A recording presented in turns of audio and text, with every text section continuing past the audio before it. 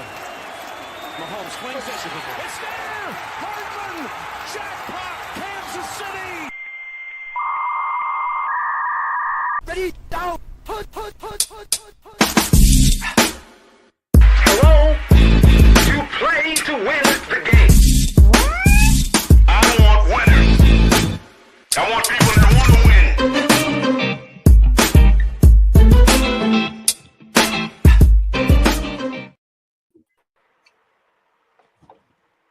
What up? What's up? What's up? What's going on, everybody? We here tonight. Introduce yourself, please.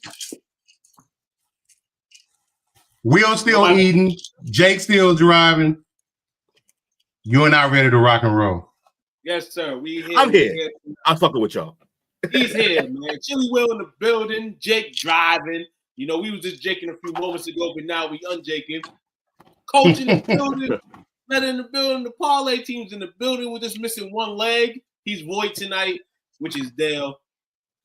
Dale, sorry. He been hiding. He been hiding from sports conversation since the draft. I wonder why. Because his team is ass. Damn it, Bobby. What up, Bobby? What up, P. Dollar? What? And they're going to be ass for the foreseeable future. Oh, yeah. Yeah. Oh, yeah, for sure. Couldn't happen to a better fan base other than the Eagles. Yeah. Yeah. True. Agreed. And their owners is still messing around in that Catholic flow. Seen a little bit of news about that recently, too. So, same old two-step in New Orleans, Louisiana, whatever you want to call it. The boot, the shoe, crawfish, Mardi Gras. The dome. Awesome. Dome.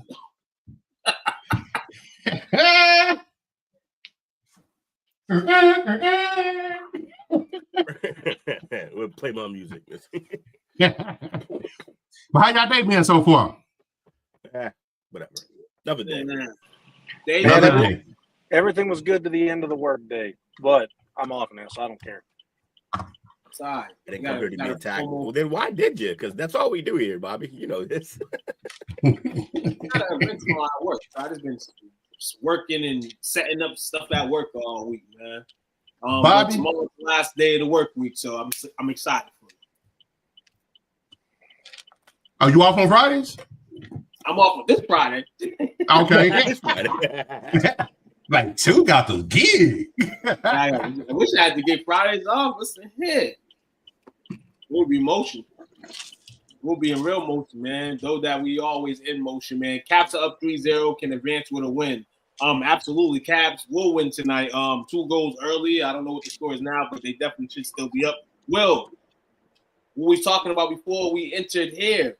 Joe Johnson signed with the Suns after the sign and trade. The Suns didn't match his offer, $70 million.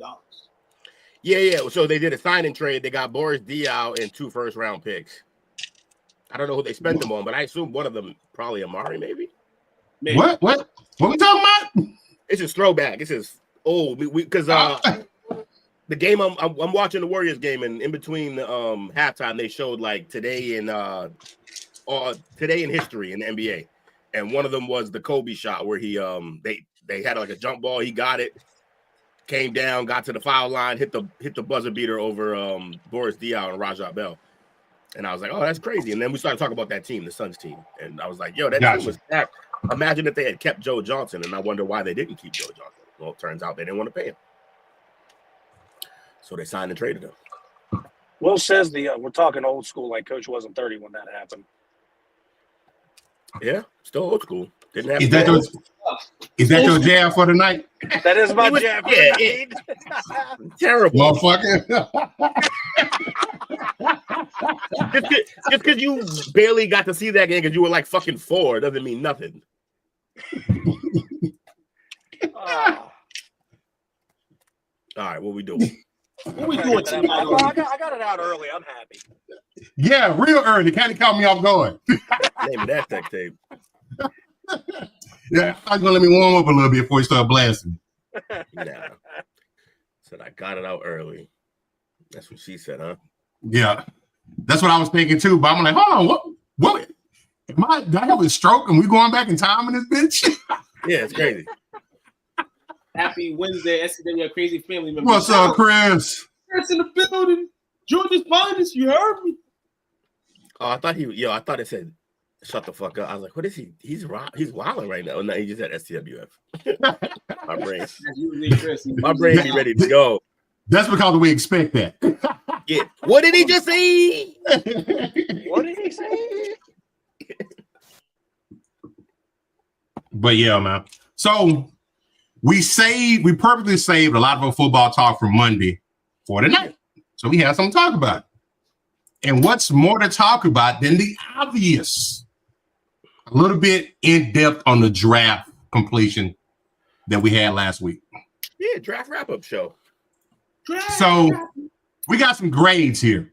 So what we'll do first is we look at our particular teams and our grades. And depending on the feedback from the group, look at their team. So right off the bat, is it because they did it by division? I think they did. No, they did it by grades. New England.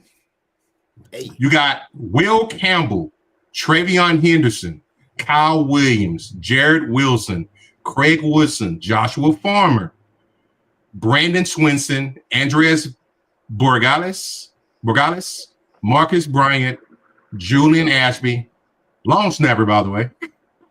Yeah, we did that. And Kobe Minor. Keep drinking. Now, what they say is, according to this publication from NFL Draft, it's from the Ringer. You guys nabbed 6 of this particular author's top 100 ranked players. Mm-hmm. You kicked off things obviously with Will Campbell. What do you think they gave you guys?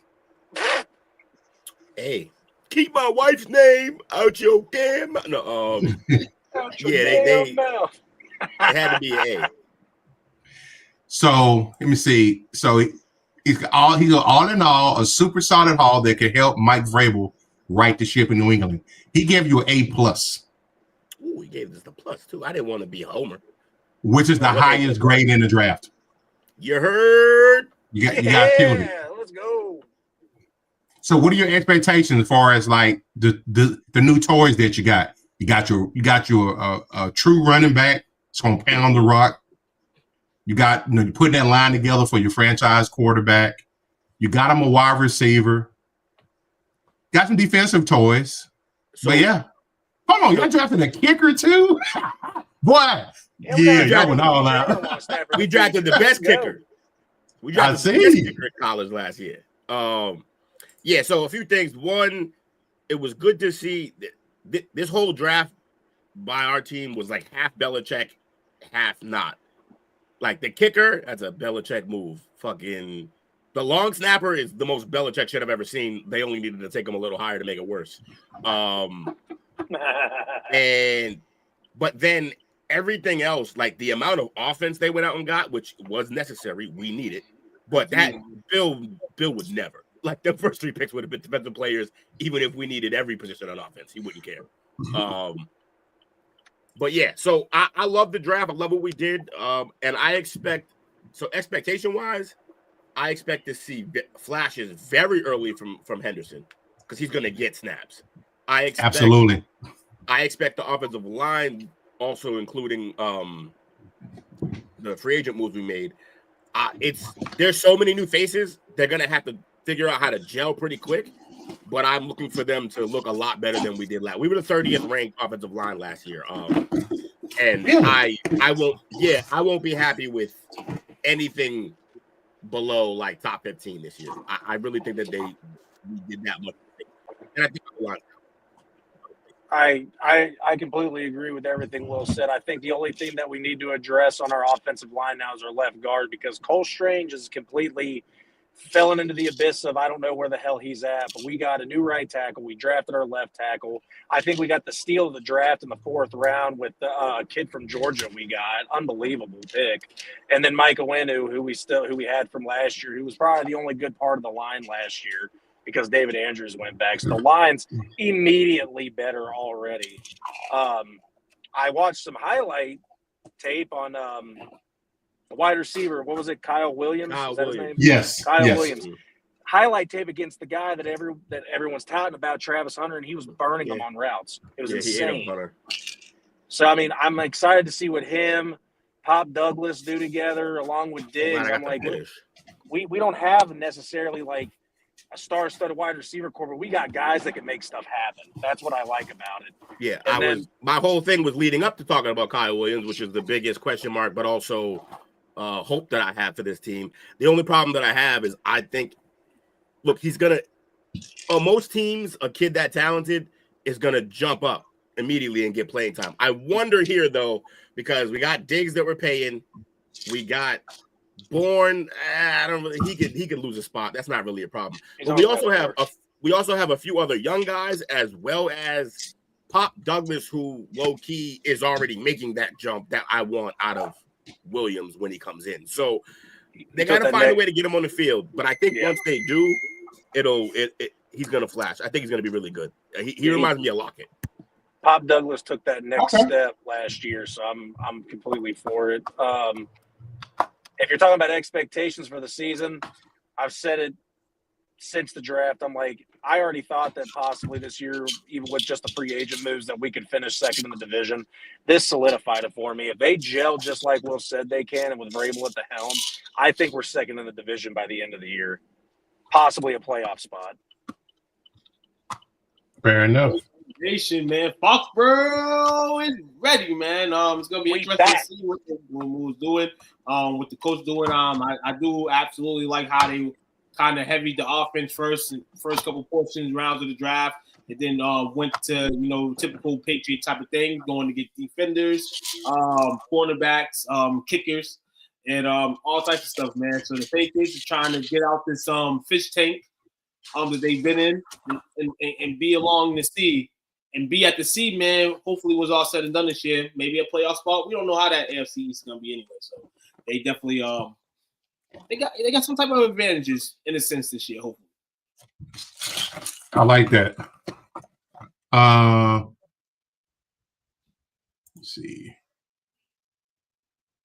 I'm writing in notes. I'm writing in notes. I got a pad today, everybody. So I'm actually just writing a little bit of what y'all saying. It's not sense. Don't lie, you're doodling.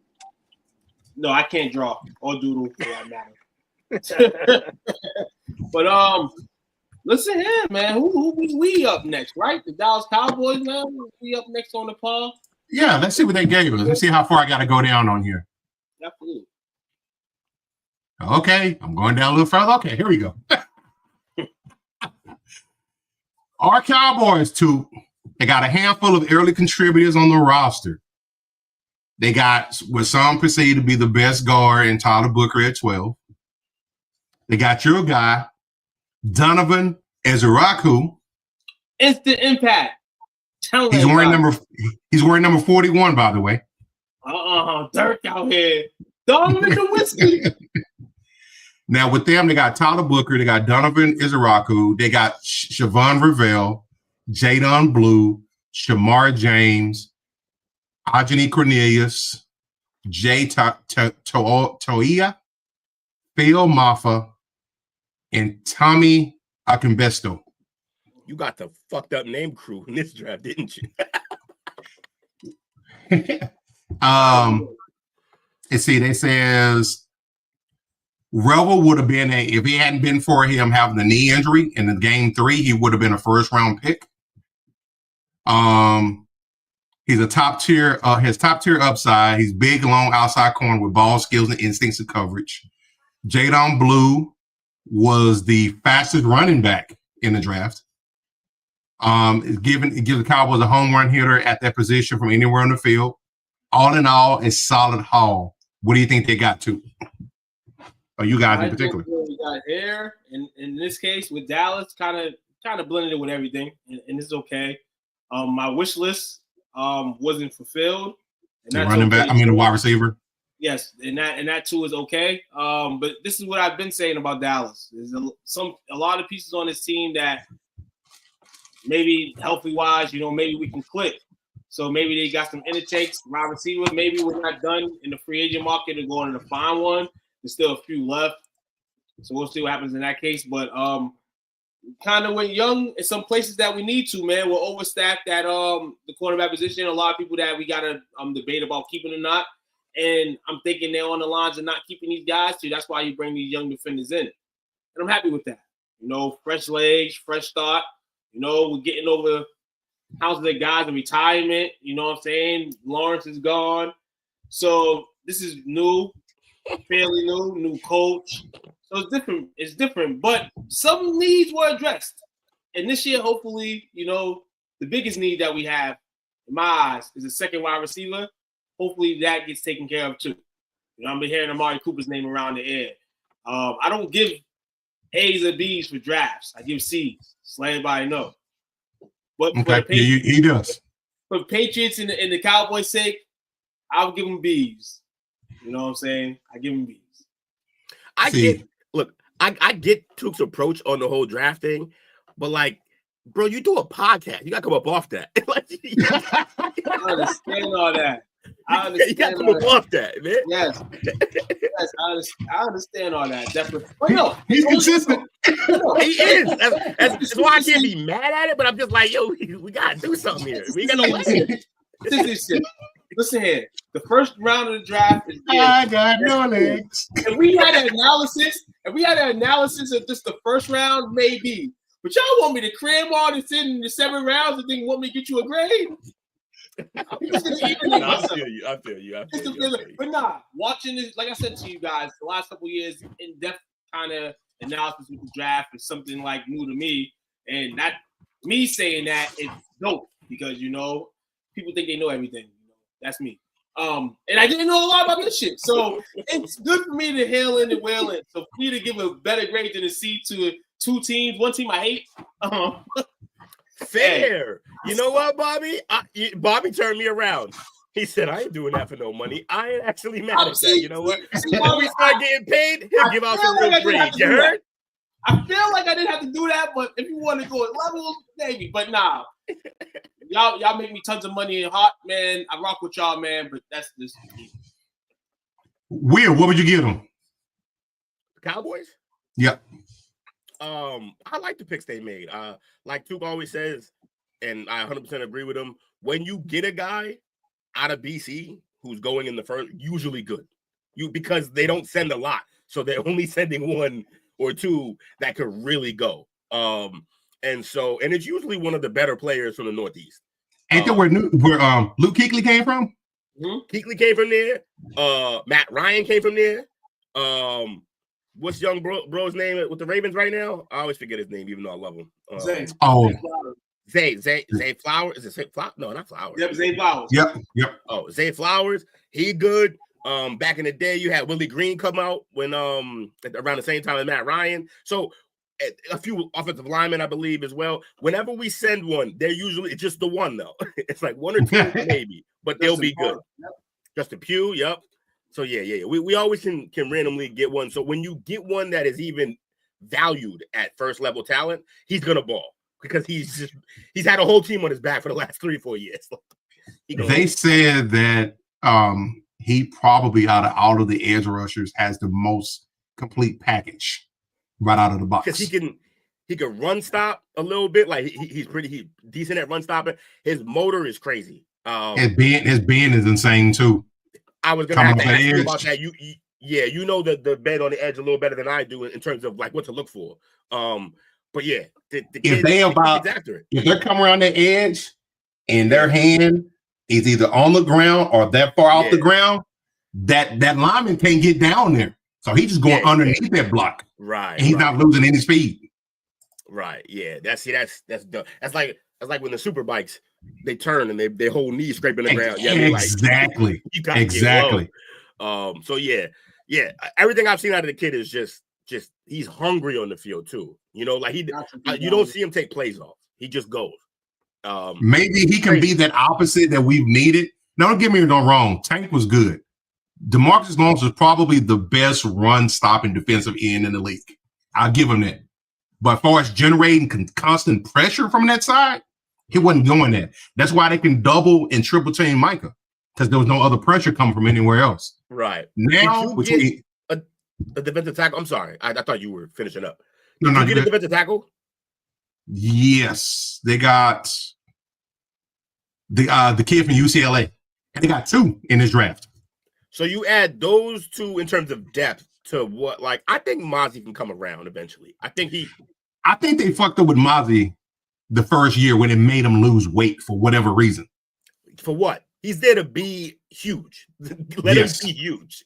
Yeah, I mean, you know what it is? I bet you they thought like you were saying, let's get Micah some help to the quarterback. Not from him. Don't just let him plug the gaps. And now you got, Izuraku or whatever his name, however you say his name, coming off the other end. Let me tell you now, I don't know a crazy amount about like how really good he is. I just know he's really good. I tell you this though, he's gonna eat up single coverage for sure.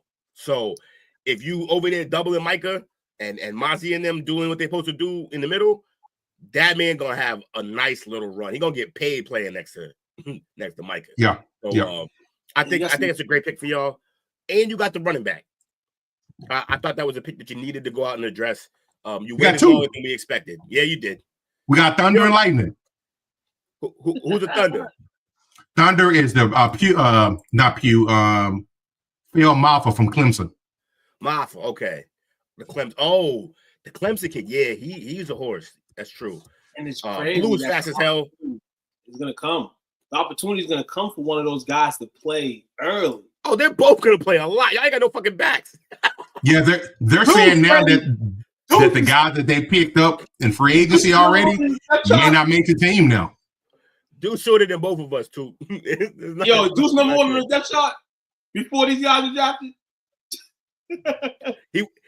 I think they got he might have had to have been. The Maffa guy. Yeah. 6'1", 234. Yeah, he's a tank. Little tank. 6'1", yeah. So we liking that. We liking that. So we'll see how it goes. B plus draft for y'all. B plus. They gave them A-. Let me see. Let's look at Washington since P Dollar's in here. Well, you know what? Mike's in here, right? Yeah, Mike's in here too. And look at the Giants. They got Abdul Carter, Jackson Dart, traded back in the first for Jackson Dart, Darius Alexander, Cam Scatterboo, Marcus Moby, Thomas Fidone, and Corey Black. They gave them A. Yeah, Dollar said A-. Yeah, that's around there. Oh, I think he said he got an A- for his team, maybe. Okay. Be clear, Pete Dollar. I'm assuming he means his team. They have. I'm sorry. Go ahead, too. A- for the Giants. And you know why I was just a minus? Because they sucked all year, and that's the reason why they was in this position to get these players. They would have got an A+. Great. Fuck the Giants. I saw somebody the early predictions. They have Philly to finish first, Dallas to finish second, the Giants to finish third. Oh, that's stupid. Everybody just dumb now. Okay, cool. P sounds like something R. Kelly passes out. P Dollar.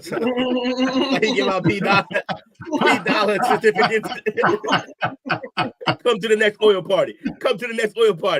You ain't got to bring no baby. I got it all. Bobby said B+, A-, A+. Okay. No BS. This will potentially a home run draft. But yeah. This will make it can be a draft that right your ship. And they've been bad by what? By 10 years now?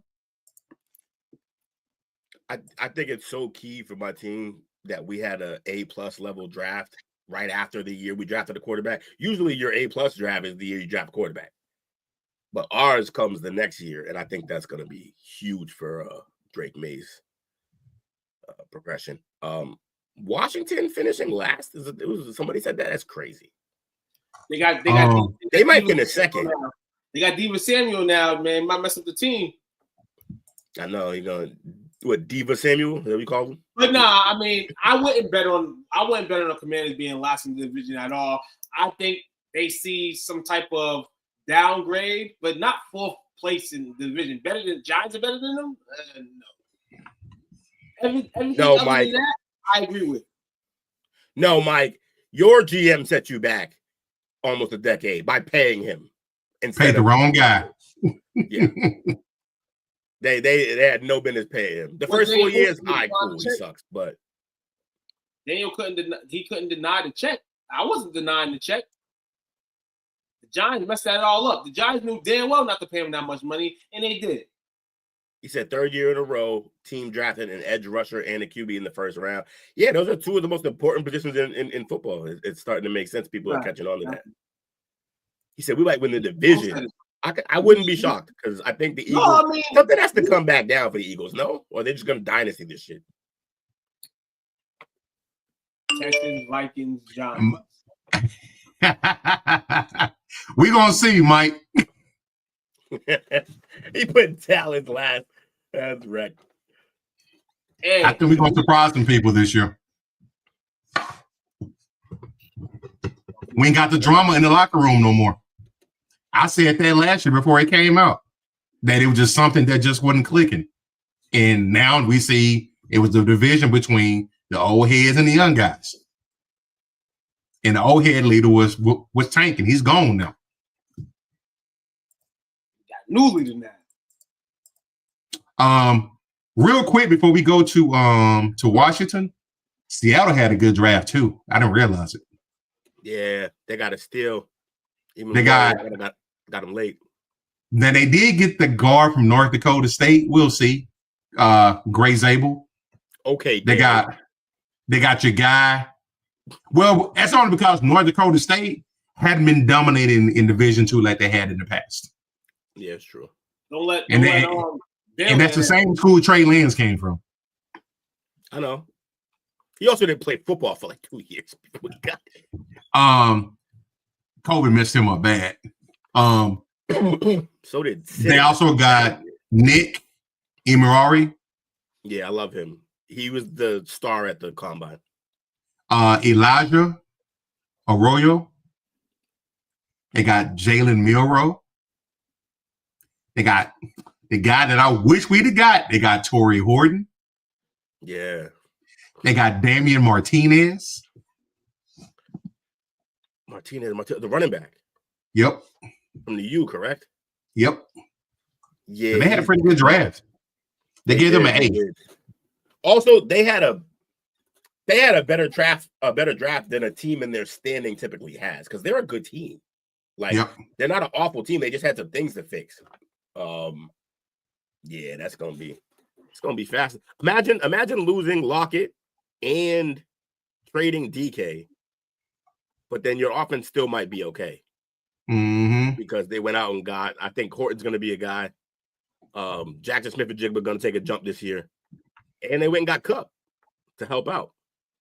I forgot that now they got Cup and Cup's there. I mean, I think individually we've all forgotten that Cup's there at least once during this podcast. Right, because Seattle doesn't get mentioned enough, and they should get a little bit more love than they usually get here. Shout out to that. That's fine. Washington though, they didn't have a good day one. The grade to me, I think I would throw them a C there. So if you had to give me a chance to give them an overall grade, I would say B minus. They didn't add. The offensive tackle was a questionable pick. Connolly. So wide receivers, one Cup. They got Connolly, the offensive tackle, 2 talked about at 29. Okay.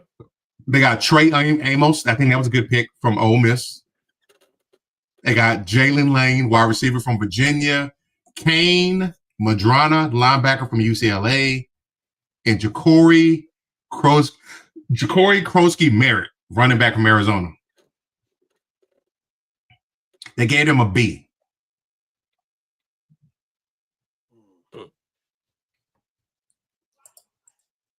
Not too bad. The Saints. The Saints. They drafted Kelvin Banks, offensive tackle from Texas. I think he's probably going to end up being a guard in the league. They got Tyler Show. They're doing great. Vernon Brogdon. I think that was a good pick, even though he's a rotational guy. I said skip it. I said skip it. John Sanker. They got Danny Stutzman from Oklahoma. That's a good pickup at linebacker. He's a good backer. Quincy Riley, Devin Neal, running back from Kansas, good back. He's gonna be a change of pace back for tomorrow. Malachi Matavo and Fadil Diggs. This guy gave the Saints a B-. Oh, that ain't bad. It's not bad. I mean, they addressed some needs. I mean, just depending on what type of fan you are, you wanted these to kind of be reversed in rounds, in a sense. Right. Your quarterback, you probably wanted, we know his name, but you definitely didn't want this guy here at this spot, second round. You're going after this guy, maybe Monroe, or, you know what I'm saying, somebody in the likes of that. But B- for the Saints, man. According to what I'm reading right now, they said they had the 23rd best draft. So that's D- water, maybe C-, C, depending how you take it. Yep. So we're going to give them the high horse. We're going to throw the B- there because we're trying to be nice in the preseason, off-season, you know. But it shall be exposed soon that this is probably a D type of draft. But they're going to be in the top 3 next year. Apparently, Shaw said, and I quote, "I will die on the field for y'all." He gonna have to get on the field first. That's gonna be a rough journey for bro.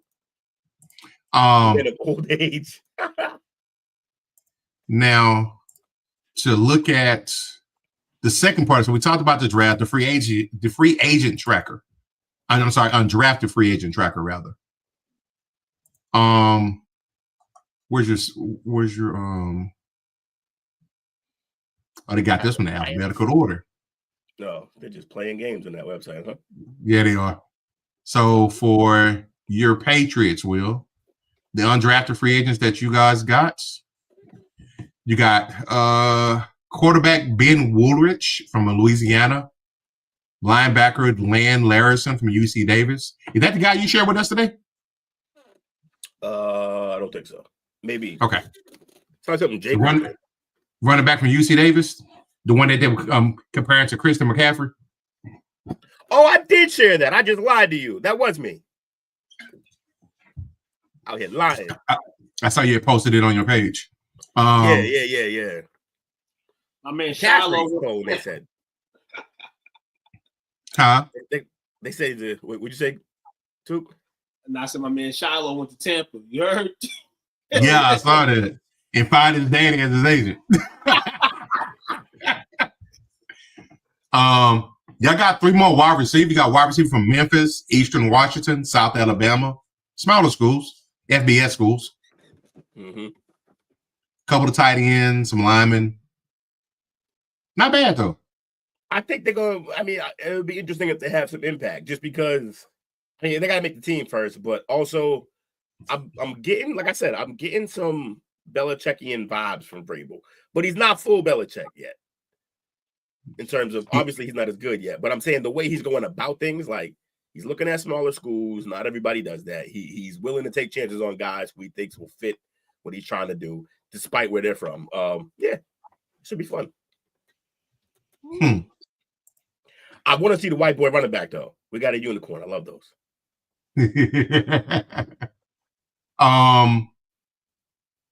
For the Saints, they got running back from Delaware.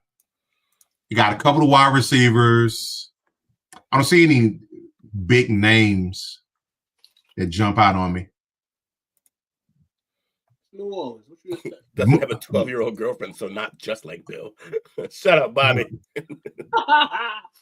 The quarterback. Oh, wait, you did that. Second round. God, dog. The Giants are bringing in 1, 2, 3, 4, 5, 6, 7 wide receivers and undrafted free agents.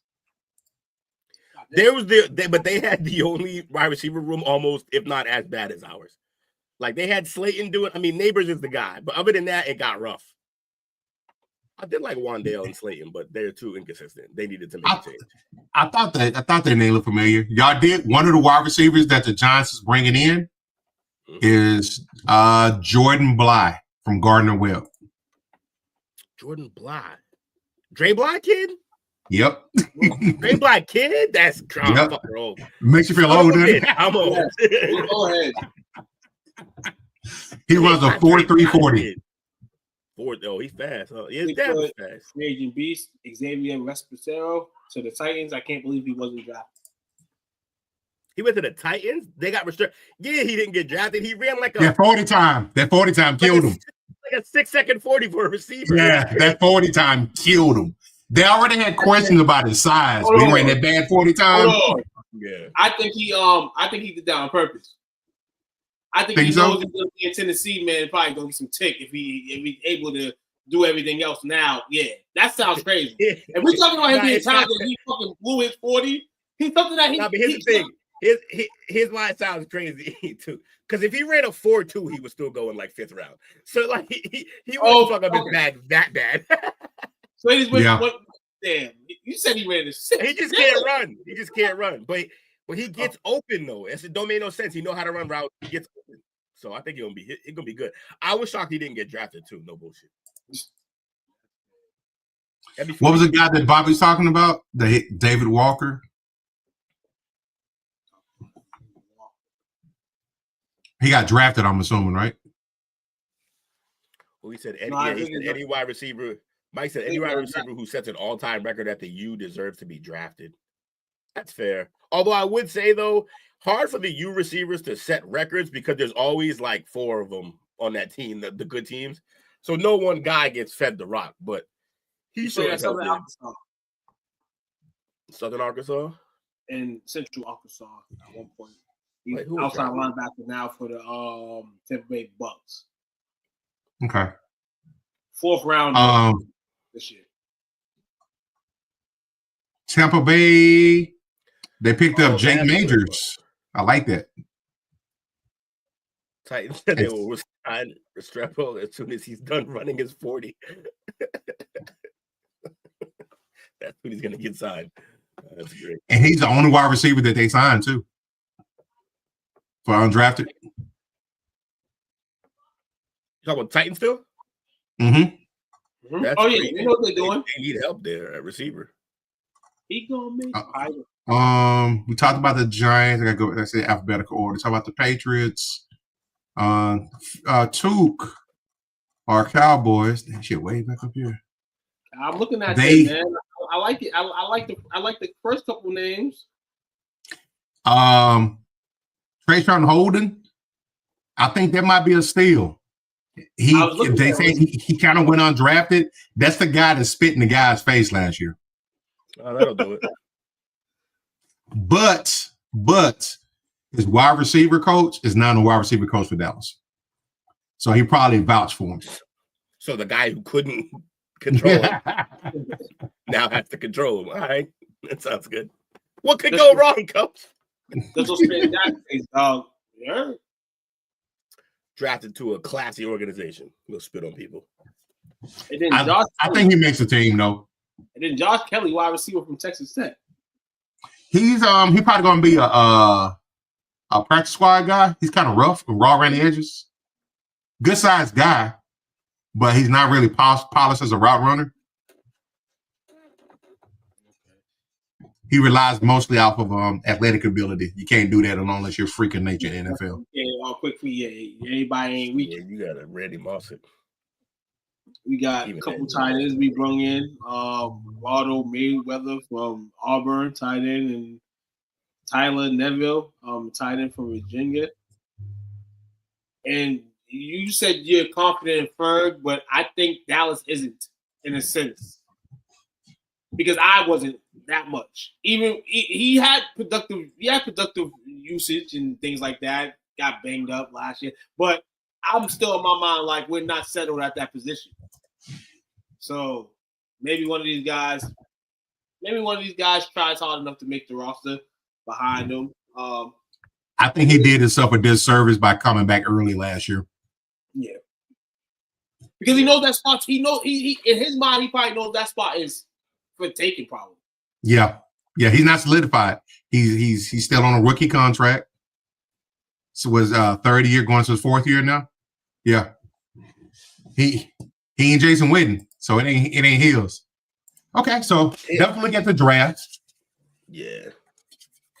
Now we got some drama. We know it's gonna happen.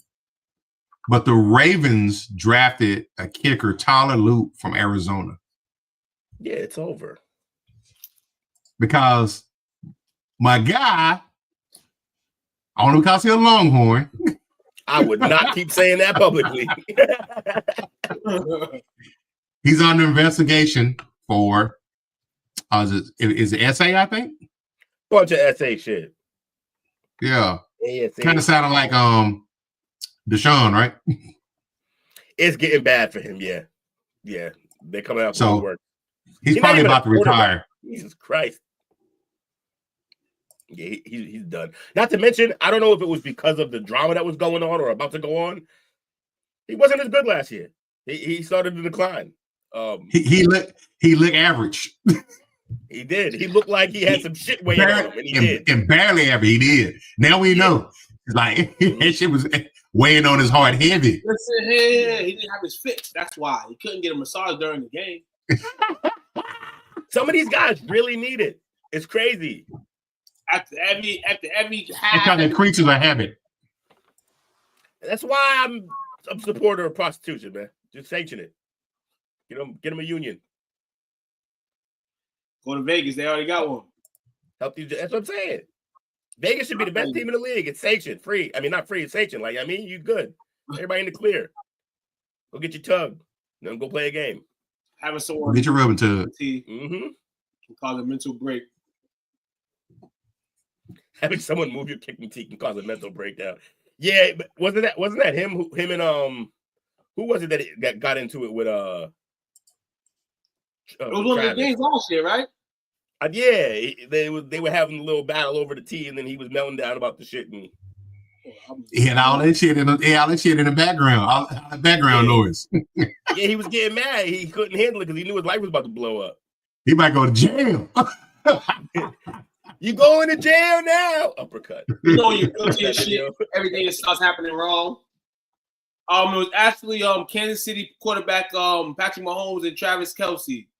At one point, it was I think it was in the 2004 AFC Championship game. His kicking tee to an area where Mahomes was warming up, and it led to a rubber stain between the three. Yeah, Kelce and Mahomes. I remember Kelce that. I think Kelce threw his shit. Get the fuck out of here. He was like, get out of here. That's crazy, dog. They treat him like a scrub. He's a scrub. Like a scrub. He's an SA scrub. I mean, he's a Hall of Famer, man. Treat him like a scrub. Come on, man. Hall of Famer touching. Stop touching. He still reaches the Hall of Fame despite his wrongdoings. Yeah, it'll take a while. So let me ask y'all the opinion on this on the next topic. This guy is extremely talented. In my opinion, he's a dog on the field, but he's a bit of a head case. Also, I see some behaviors there that kind of made me like, yeah, he's probably a monster in the locker room, and that's nothing good. And I'm talking about cornerback Jaire Alexander of the Packers. Mm-hmm. There's rumored that they were going to move him. They didn't, obviously. Now they're kind of kicking the idea around of maybe trying to reconcile, and try to bring him back. They didn't draft a cornerback until the 7th round. So, do y'all think it's a good idea to extend him, or you think they're going to try to move him? I think they're going to try to get one more sit down. We come until something reconstruction, do something in that field, and then I think at that point, I think it'll still be in uniform. I think it'll still be a Packer. I think what this comes down to is who they thought probably in the draft somebody was going to go fetch a dog and give him a deal for it, and it's not going to happen. Diamond does it now at that position now. A lot of guys getting older at that age. A lot of guys getting hurt at that age in their time here. So The Packers are probably gonna have to eat that, but it's up to his team, what they want to do. I don't know. Yeah, I don't know if they can restructure because I think he still is good enough to want more money than not less money. So he's not going to. They were saying, and that's a good point. They say it's unclear if a pay cut or restructure deal is possible. Teams are often hesitant to ask for pay cuts from players who get injured. Unavoidable hazard of the job. The Packers might favor structuring a deal that allows Alexander to make all of his expected money in 2025 if he's healthy and available. So then the future of it will be a little less, that they could then go restructure and give him more if he stays healthy. Yeah, I guess you could do it that way. If they cut or release him, he's a $17 million dead money hit. And they're not really pressed because they got a pretty good secondary with or without him. Got pretty good defense in general. Yeah.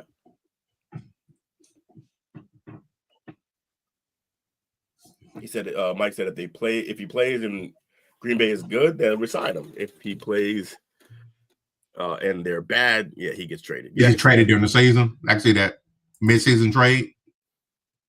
Because like I said, he might be a bit of a head case, so he might start acting up if he don't get his money.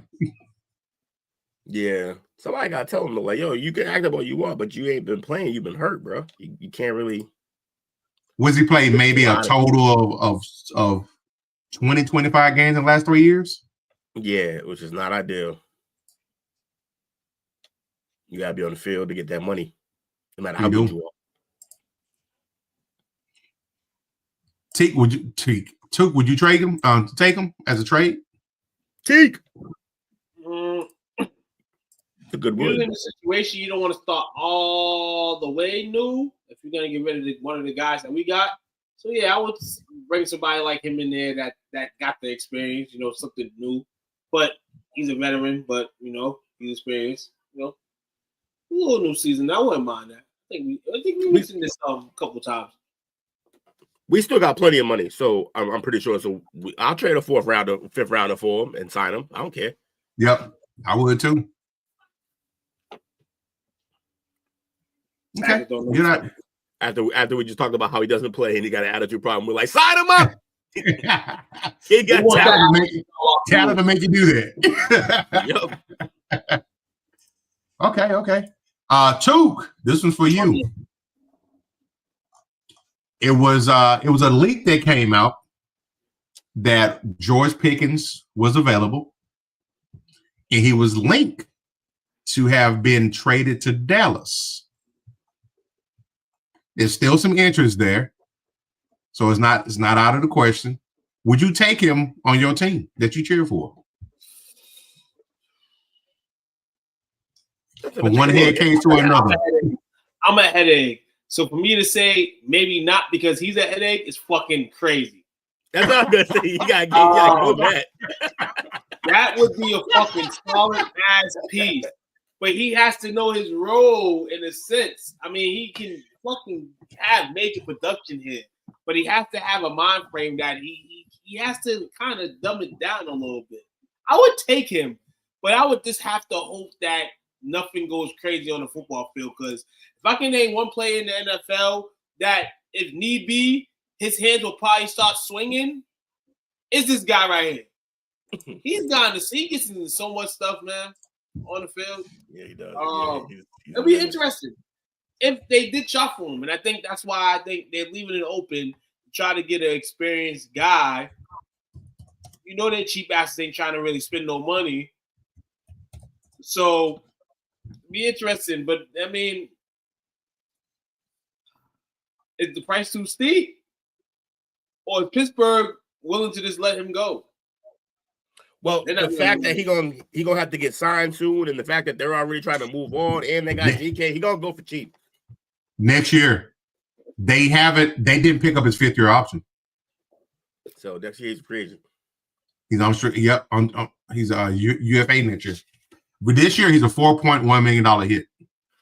And you got to realize this is why they got Metcalf eventually. Yeah, and traded the second for Metcalf. Yeah, you just lost your job basically because by the market sense, DK's number one. Yeah.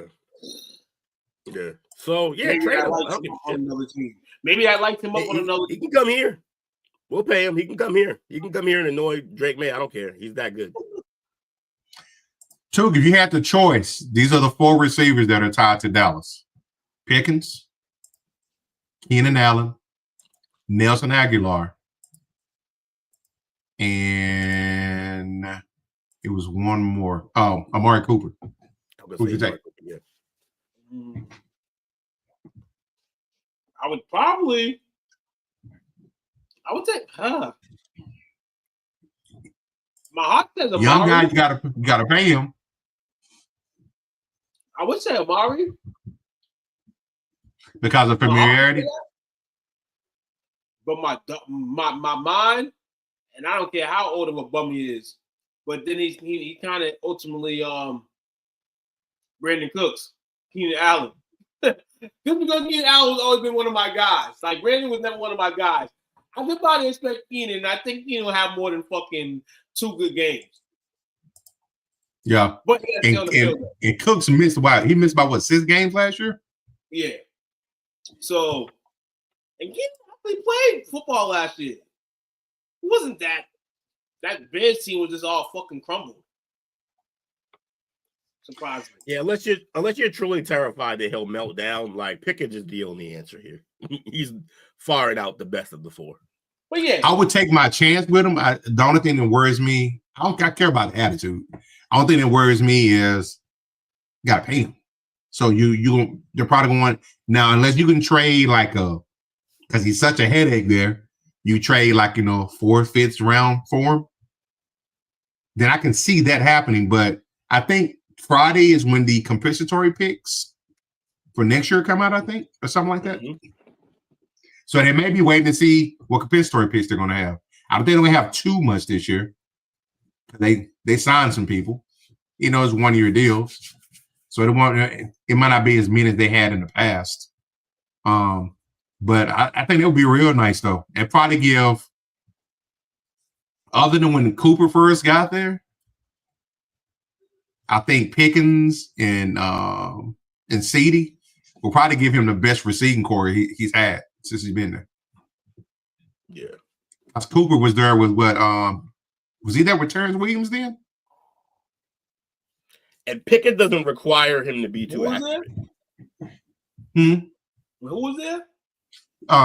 Terrence Williams.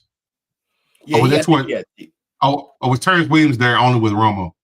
I think Terrence was on there. It was Michael Gallup that was there.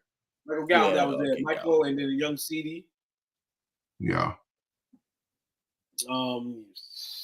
Yeah, I agree with you on that. Okay. Just curious. Not getting the ball would be glorious. Definitely would. So Eli Manning is putting together a financial team so he can buy stakes into the New York Football Giants. Can he save the franchise? No, what say you, Mike? He can't. He can't save the franchise. He cannot. He ultimately cannot save the franchise. A player can save the franchise. He cannot save the franchise. But he can he go get that? Can he help get that player though? That's the point. No. Because we already seen the players that he's already trying to bring to New York already. Daniel Jones. And we're gonna find out the answer on Jackson Dart because we know where Jackson Dart went. The alma mater that Eli went to. So I'm sniffing that Eli's on the surface of this. Eli's already the guy. Like we just mentioned, he's trying to get money to make it official. He's already the guy there. We can hire these GMs and stuff now in college and all that. Special GMs and all that. He's already doing that. He's been doing that for 4 or 5 years since he retired. No, he cannot change it. But like Will said, if he can go get a player, maybe. But I'm gonna go with the player rather than him. The player can change it. Now, if he's in seat when that happens, then he'll get the horn. He'll get the Tudor's horn once again. But ultimately, no, he can't. We've seen this for 5 years and it hasn't happened yet. Unless Jackson Dart really comes out there and balls out. Yeah, but he hasn't had an official position. He's not actually their GM. He's not like GM. Eli the GM. Or the low, but nah, I get what you're saying. Fishing not high yet. Yeah, that is funny though. It's like, nah, he been doing it. He sucked. We're good. Like he been doing it, Miz. No. So right now the Giants are owned by two different families. I didn't know this. I just thought the Maras owned them by themselves. Oh, shit. But it's the Maras and the Tisches. You learn something new every day. They have a 50-50 stake. So Eli is trying to take advantage of the I think the rule was changed last year to allow people to buy a 10% private equity investment. So he's trying to get 10% of that. So it's not bad. He's not putting too much, put up too much of his money. But 10% of what they're worth is still a lot of money. Absolutely. Let me see. New York fighting Giants. Let me see. I'm trying to see what they're worth right now. How much are these guys worth? They work for ham sandwich. The team sucks. $7.3 billion. Jesus. Number 4 in the league. It's New York. That's built in. Yeah. Shit.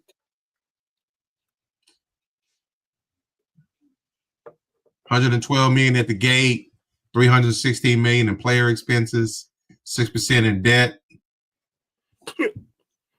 Still paying Daniel Jones. Oh shit.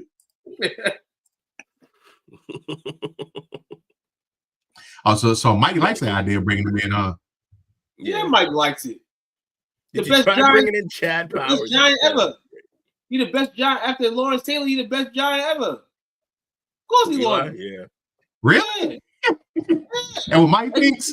If you think about it from a fan aspect, not like a fan, not like a football purist or a guy that plays. Who else would it be? Like actual Amari fan, Cooper? Eli second. Who else would it be? Amari Michael Cooper, some linemen? Maybe not. Oh yeah, it's probably Strahan after Taylor and then Eli. But from the fan perspective, it's Eli, man. But Yeah, Mike he's a quarterback. Eli. Mike, what would you rank them? Lawrence Taylor, Strahan, and Eli. What would you rank them? Phil Sims, no, P. Darling, you're saying Phil Sims. You are. Hell no. Hostetler was better than Phil Sims. Phil Sims. Phil Sims is very likable though, but that's about it. He was a what do you call it? A bus driver. That defense was balling for them. Game manager, yeah. Yeah, I probably put LT first, Strahan second, and Eli. Looking at 2 rings though. You know what? Looking at the ranker, LT's first, Eli Strahan second, Eli's third. Eli's third. Oh, who's fourth? Tiki Barber. Harry Carson, linebacker. Damn. Then Carl Banks, then Phil Sims, Y.A. Tittle, Frank Gifford, Justin Tuck's number 9, Mark Bavaro's 10. That's your top 10. Okay. Toomer's number 11. Tiki wasn't in the top 10? Tiki's 12. That's crazy. 12? But you remember, Tiki left kind of under. Yeah, it's true. And he kind of left talking shit about the team a little bit too. Well, didn't he not? He didn't get to play anywhere else, right? They kind of just. Yeah. He didn't get picked up. And I think the year after he left, they won the Super Bowl. That part. Rough. With the Mod Bradshaw and the boys. Yep. The best Plaxico Burst would be on that list, dog. Huh? He shot himself. He said Plaxico Burst. Steve Abbott, man. Plaxico Burst. Cheddar Bob ass motherfucker. All right. We worked through these pretty good tonight. So we talked about it a little bit Monday. The historic fall of one Shedeur Sanders. I had a hot take here. Do you? Fire away while I'm looking this up. It's not a historic fall. It's not a historic fall. This is the same thing my same argument for the bus argument. It's not a historic fall because clearly he wasn't valued at that high. Like that's all hype. This is all us loving Deion. That's what this is. That we thought that okay, we love Prime and young Shedeur. He put up some numbers in college, so that should get him high. You know what career he basically had? Case Keenum's career or Graham Harrell. Like that's the career he had. A bunch of stats on a team that like had some good weapons for him, but overall they playing whack teams. They like why was it such a who said it was a lock for him to go in the first? I think a lot of it had to do because of the initial signs were pointing that the Giants were going to pick him up, but something happened to where they was like, "Nah, we're out." He blew the interview, and the ball got mad or something like that. It was some tension. Yeah, Dable didn't like his whole. Gilly, it's gonna be problematic. So this is Gilly talking to Coach Brown. I like Gilly. Me too. Where do you predict Shedeur and Travis going in the draft? Top 4. Ooh, that's beautiful. Anywhere from 1 through 4. One of them is going to be 1. That's what I'm talking about. One of them is going to be speaking 1. into existence. And the latter one would not go behind 4. Now, all this is subjective because I know where I kind of want them to go. And let's not forget Shallow, okay? But I know where I want them to go. So there's certain cities that ain't gonna happen. Okay, you on point. It's gonna be it's gonna be an Eli. Right. So I love Prime, but this is what I'm talking about. So he did 2 things there to back up how we got here. First of all, he made my point. He's the one who oversold them. No one, I did not hear GMs or teams clamoring about, we got to go out and get Shedeur. I didn't hear that. I didn't see it anywhere. This is all media hype. And then the other part is he said some shit there at the end with the Eli thing that's going to scare some teams off. It's going to scare teams off. If you talk about, my son might not play with you and now he didn't say blatantly his son, but he's talking about 2 players. Now we know who they are. And he's basically saying like that it could be an Eli situation. So where did all this come from that Shedeur was a lock? You know why people might have thought he was going to be a lock? Because the QB class was weak. That's it. That's it. My hot take is I just think that the media and everybody else involved, not NFL teams, overrated him from the beginning. And once draft day came, we saw how teams actually felt. Like, yeah, he didn't evaluate well. His interviews were whack. His arm isn't one of those arms where you're like, oh, I gotta go draft that. It's not one of those arms. And his athleticism is good if you have one of those arms, but if not, then yeah, And I think he bombed the interviews as well. So I don't know, man. I just think I actually love Shedeur in terms of I like what I saw in clutch moments in college. I think he can step up in big moments. But other than that, there wasn't a point when he was in college where I was watching and I was like, yo, he's the next one. Because we didn't even feel that about Cam Ward. Right. Cam Ward is definitely better than him. I just think he got overrated coming into the whole thing because of, yeah. And everyone wants to say he got hated on because of his dad, right? They all want to say he got hated on because of his dad. I actually think no. Everyone saying that just have him overrated because of his dad. I think it was a combination of both. I think, first of all, if the Giants, as reported, was originally interested in him, and your dad's making the comments about we're going to pull an Eli Manning, probably don't sit too well with the organization. Then you go bomb the interview. And then you go bomb the interview and trying to one up people, and a lot of GMs said that he was off-putting during the interviews. I went and I also saw where there was they're all obviously anonymous reports. Nobody want to put their name on it, but various reports say that the Giants decided they took him off the draft board because of a bad meeting he had with the head coach. And then other teams dropped him off of the boards because of his off-putting attitude. Remember, we've heard multiple reports now about bad meetings. It wasn't just with Dable. Now, some of the other bad meetings weren't necessarily his attitude, or it could be, but they didn't say that. Some of the other meetings were just not being prepared, not taking accountability when showed a play that he clearly messed up on, and he wanted to blame everybody but himself. Like, ooh. And then they had a whole set and wanted him to like memorize and call it out, and he couldn't do that. He couldn't make the call. Yep. So according to Todd McShay, the Giants dropped Shedeur after a botched pre-draft meeting in New York. On the McShay podcast, he reports that Sanders was unprepared for the offensive install and head coach Brian Dable. And when he was questioned, he got into a heated exchange.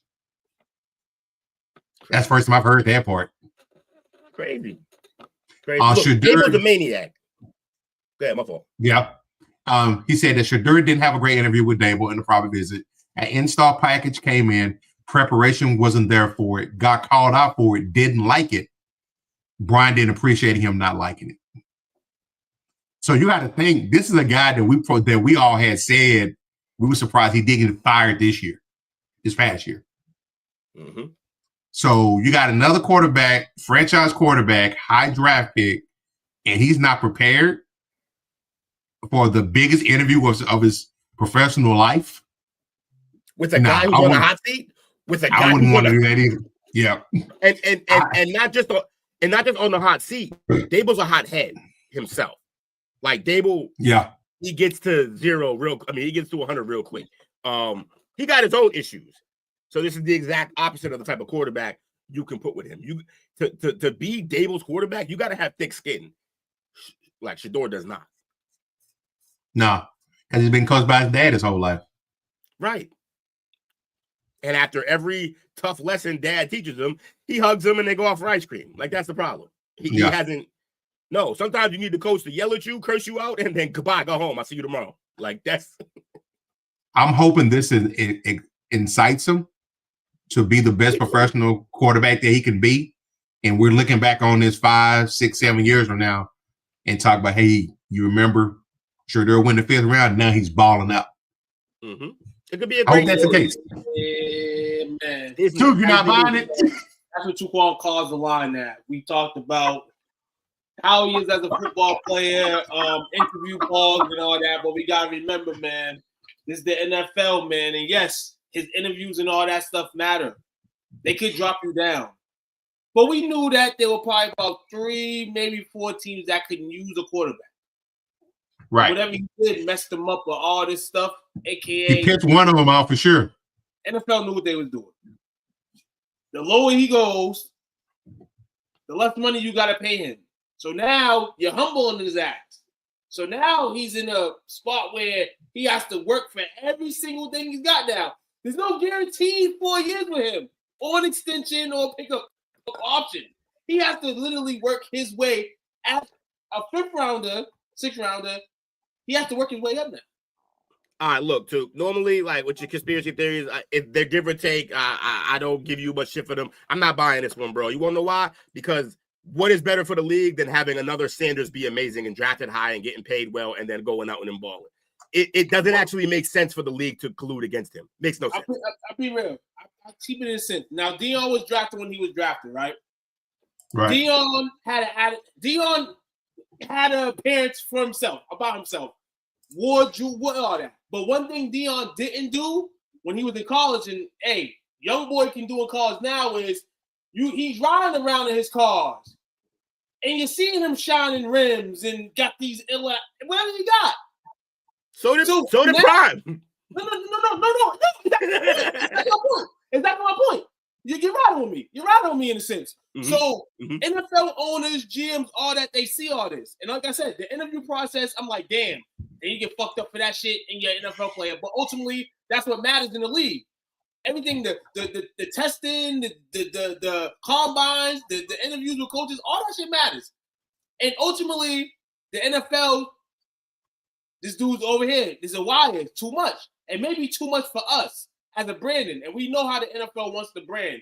They don't want to brand with nobody like that as like a franchise type player. So what I'm saying is fucking up the money is now, in their mind, this guy's going to fuck himself up himself. But where I say he's got to work the grind now and work all the way to the top is, they're like, we're going to start you down low. Because he should have. And he's not the best quarterback in the draft. But he should have been taken second, third round, top. All right. Answer me this, too. Answer me this. Answer me this, too.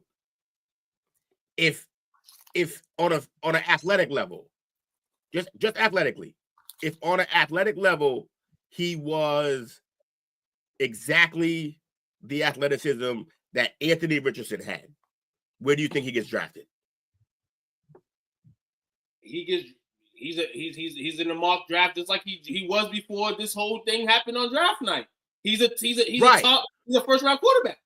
Right, which means it had nothing to do with anything about money or anything. That he's not good enough yet. No, it's the money. All these different quarterbacks that was drafted before him are not better than him.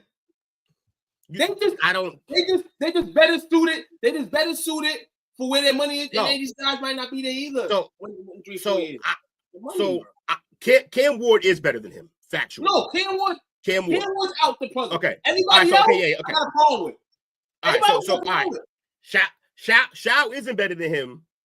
The Saints guy, I don't think he's better than him. Jackson Dart's a wild card for me because people were talking, like you said, and I'll give you this one, Will. The people talking about him, like Jackson Dart's name was being talked about. Like it talked about moving up to go get him, the talent level. So when Jackson Dart got drafted to the Giants, I'm like, I can deal with that. Dart also has the fact that he has a live arm, and Shedeur doesn't. So here's my thing: is Shedeur better than some of the guys at quarterback that got drafted ahead of him? Yes, but he's not so much better that you're going to ignore the headache that he is. If you're going to be a headache like that, you got to be way better than guys, like way better. Prime was a headache, but he got drafted high because he backed that shit up and he was clearly better than everybody else. If you're good enough, the attitude won't really, it's not going to hinder you much. Is he better? Okay. So is he better than the guy that got drafted to the Browns before him? Is he better than Gabriel? Or is Gabriel better than him? Yes. No. He's better than Gabriel. But guess what? Not by so much that you're willing to deal with him being a headache. This is why you got to be way better. This is why my conspiracy theory is this what I think. I'm not saying I'm correct. Never think I'm correct. That's fair. It's your opinion. It's what we here for. They did this man the way that the NFL can do this man. This man has to go now to training camp, work his way through rookie quarterbacks, veteran quarterbacks, Joe Flacco, who still wants to play football, that's still gonna go play hard. A guy that wants to massage booties and all that stuff. This man got to grind to climb. Yo, that QB room is wild, though. That QB room is wild. There's a lot going on. There's a lot going on. And just think they just got rid of Jameson. And what I say about them, it's not all about the snap they wanted to rob this man out of $1 million. He's gonna make money anyway. He got endorsements and all that stuff. But what I'm saying is they're gonna make Deion's son fucking. And you gotta remember this too. Hey, another conspiracy. Deion didn't take the NFL job. He dogged the NFL job. So maybe they're like, okay, Deion, well, you're not gonna be anybody's. Did he get offered one? We don't need to pick your fucking son. If Deion was a coach, Deion didn't get offered one. His son would have probably went where he was supposed to go. Two. Here's another thing that we gotta keep in mind. He didn't go to the combine, bro. You're the number one. You're supposed to be in your mind. You're the number one guy. Who didn't go? I don't think Shedeur went to the combine, bro. He went, but he didn't participate. He didn't participate. He's just there. So he just red carpet. Showing his blade. Yep. He just did a red carpet rollout. Bro, So you can't be so when they say when all the noise about him is, oh, he's too cocky, then he goes to the combine, doesn't participate. That speaks to cocky. That speaks to arrogant. You know who goes to combine and doesn't perform or doesn't do anything? Fucking monsters. Physical specimens like Marvin Harrison Jr., who didn't go and run because he's like, I did it. I did it in a fucking great school and we won. He didn't go. If you're not, the thing is him and his family evaluated his talent and level and the campaign that they built around him higher than what the NFL did. And they thought they wasn't going to have to go prove it. Well, you do. Because what you did at Colorado isn't enough. You didn't do a lot of winning. I think the interviews and all the shit that we're hearing now, it was the exclamation point in his draft stock. I think ultimately, if he would have conducted his interviews and did everything he would have went second, third round. I would have been cool with that because only a few teams in the league needed quarterbacks. Right there. Right there. What? Right there. Yeah. He ain't running shit. What Cris Carter say? He ain't running shit. They taught him a great lesson. You don't have this figured out. Your dad don't have this figured out. They thought they had it all figured out. Yeah. They didn't. And you could call it's easy to be like, yo, the league colluded against them. But that's a cop-out because the truth is the league just saw somebody not prepared and not as good as advertised. And they didn't get to see him show that he was more than advertised at the combine because he didn't go. I mean, because he didn't perform at I don't understand why he did any of that. So look at this. To Will's point earlier, he wasn't really impressed with he was okay. He's not really a generational talent. Right. And you go in and you pull that's why you get drafted in the 5th round. Now, if he goes to the combine with everything that people say about him, if he goes to the combine, accurate with the passes, zip on the ball, he could run a 4.7 even if it's that. But maybe he runs a 4.5, 4.6. Oh, he's drafted in the 1st round. Sure. Regardless of the interviews. But at every level where he had a chance to prove that what people were saying and what people thought wasn't true, he opted out. He didn't do it. He chose not to show up. You get what you get. This is like not studying for the test and then wondering why you got a D. That's very accurate. I mean, we're gonna keep it low key despite all that. I mean, we've seen notable people get drafted when they didn't want to get drafted. We see the expression and stuff on their faces. I mean, still kept in poise. Right now, working out. So, I mean, the sky's the limit for the kid, man. He's going to have to learn one thing in the NFL, man, and hopefully he's learned this experience from where he fell in the draft, that sparkle and glide is cool to your people, your friends, maybe some of your family members. But it ain't cool to the professionals that work on the higher up and do this daily and yearly and things like that. They don't, that type of stuff, man, they've seen it millions and millions of times, bro. So, you got to go in there and really play football, listen, pay attention, work your shift, clock out. You can't do whatever you want after, but you can go back to that during the draft. He learned during the draft that you can't just tell people, you got to show them. And it's crazy because he thought he was already showing them. But there's more to the game than just on the field. He had I will give him this. On the field, despite the talent he played with and against, on the field, I think he showed a lot. I think he showed enough to know that this guy can play in the NFL. Because that was the first hurdle he had to get over. Because when he was at Jackson State, they were like, yeah, so what? He's at Jackson State. He can't play. And then he went to Colorado. He went to Colorado, and he got over the first hurdle, where it was like, oh, okay, so that schedule was definitely better than Jackson State's schedule. He's still playing well. He's putting up 40 touchdown seasons and shit like that. All right, cool. Some people had questions like, well, a lot of that is the Travis Hunter, but we'll ignore that. He's playing well in big moments. But there's more hurdles. He thought that was his last hurdle. There's more. That was the first of many hurdles that he's going to have to jump. And when it came time for him to jump some of these hurdles, he didn't throw at the combine. He fucked up his interviews. He wasn't prepared. Like, I just don't expect where people thought he was going to get drafted when you behave that way. That's all I'm saying. I just don't understand why anybody would think that somebody's out to get you. No, you're out to get you. You didn't put your best foot forward. The question, all right. So even with all that, everything, even with all that, no. The last question, because this is what happens is like we know every once in a while somebody in these mock drafts fall lower than it's supposed to. This is probably in history the lowest drop based on mock possessions, based on mocks, because that's what we live die for mocks, one mock, and that's what I'm saying. So all this and that, basically, he fell all the way down like that is fucking wild. What did we thought? Even with the interview process. But what did I start with? What did I start? But what did I start with though? I started with it's not a fall because only the media had him up there. No teams were saying we're gonna go out and draft him. We're not speaking on media and all that because when we do these mocks and stuff, we do in the media, but it's us. It's based on us too. It's based on us, right? But that's just us being fans. That's us being fans, bro. We like the kid. We love his dad. We like the kid. We want to see him do good. And the quarterback class is weak. So we're like, all right, he's gonna go high. But that doesn't mean the teams evaluated him there.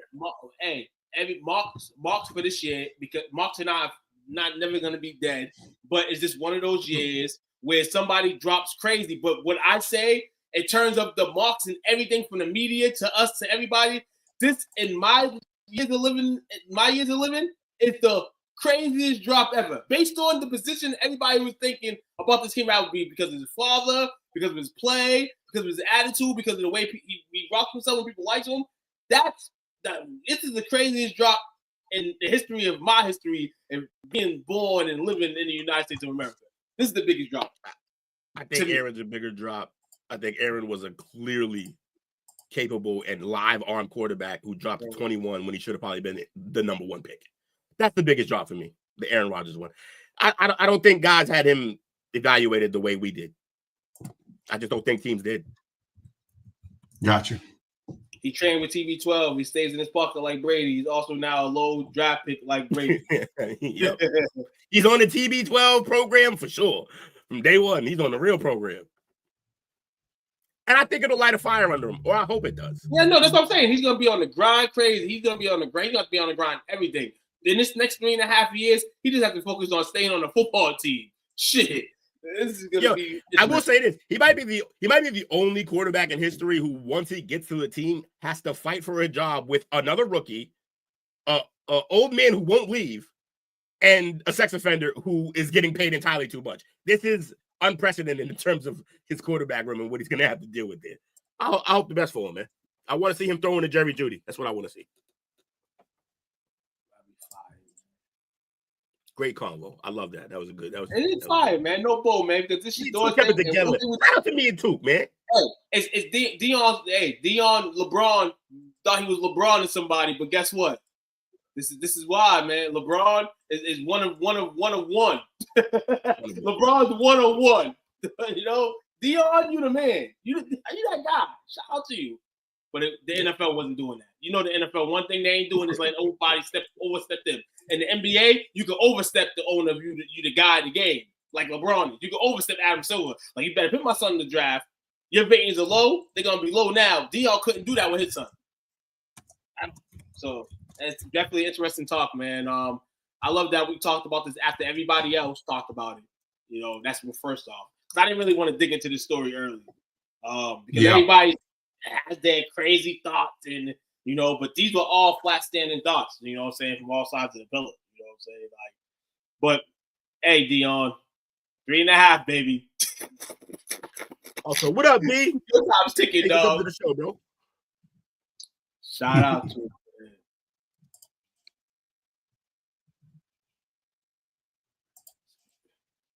Bro, what? This is Chris does not like. Why?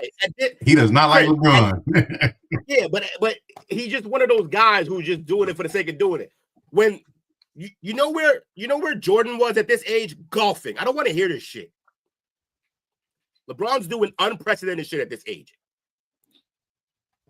Right, it is just crazy. I said, I know I walked the TV screen crazy. 15 seconds on Braun. Everybody's like, you don't play no defense. But in that Minnesota game and that do or die, though he wasn't hitting the ball in the bucket, my man played some of the best defense I've seen in a minute from him, dog. Yeah, he was trying to get down those young guys, dog. I mean, and people a lot is slander. Slander sucks. I was a Kobe fan one time. The slander was crazy. Jordan slander, not as crazy in the sense of social media, but it was slander. It was crazy. Everybody that's a big dog is going to get the slander, man. It's wild. Yeah, Chris. He said people like you can't even get out the bed at 40. LeBron get out of bed every day. Scoring 25. Cool. You can talk about the flopping and crying. None of that shit matters. The motherfucker can't be stopped. He's still unbelievable at this age, and that's just it. No player has ever been this good at this age, period. So cry about the flopping. You know what's funny? People talk about the flopping and the crying. They cry more than he does when they talk about it, though. So you just be coming what you hate. Stop crying. If MJ was taking PEDs, listen, chill, son, and I don't want to hear this shit no more. Till they prove it, I don't want to hear it. Jordan had the opportunity to take any type of drug he wanted. He wanted to gamble. Hey, that was his drug. Not to mention, Mike, like PEDs don't make you good. You still got to put the work in. How many people's bodies do we see break down? That's why Barry Bonds should be in the Hall of Fame. Right. He took pads, but he was still the same hitter that he was before he took them. Yeah, well, he had never hit 70 before, but yes. Hey, I'm trying to leave that detail out. Hey, he was in competition, man. It was a competition. Hat size went up 4 sizes.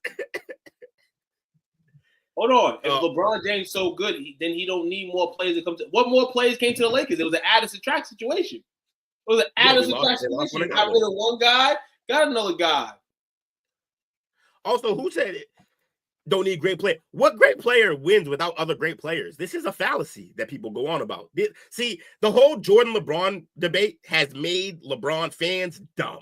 I mean, MJ fans dumb because like they go to this level to try to discredit a guy that they say stupid shit like this or like, I love you, Mike, but come on, man. Like PED here. You know what I say to that? Should have took care of your body then. That's a you problem, MJ. And for his fans, that's a y'all problem. I'm with Bobby. Just appreciate the greatness. Exactly. That's why I never get in those debates. I'm just enjoying the opportunity to watch them play. See? Because I had that attitude with Kobe, and I didn't get to enjoy Kobe until the end of his career.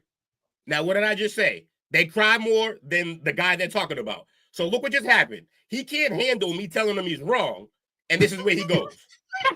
Grow the fuck up. You're the one crying, Chris. You're proving my point. Stop bitching. Making my point live and direct for everybody to see. These are the MJ fans who hate LeBron. All right. So we're gonna take a break. We're gonna take a quick break. When we come back, we got 5 more small topics that we're going to get into. Just some updates. Shirt, baby. Let's see that shirt too. You know what I'm saying? Pop the shirt on STWF Sports, baby. Get the shirt, baby. Parlay podcast shirt, baby. Hey, Chris said, "I'll grow the fuck up when you fight with two." Why would I ever fight my brother? We're sports debating. Hey, this is what you don't know, Chris. If you're gonna fight, I'm gonna give you a little gym now. 2 seconds, and then we're gonna go to break. I love this. This is why we keep the lights on, dog. Come on, baby. What's wrong with you, Chris? He said we'll agree with Duke's view and not fight with him. I don't want to watch this. you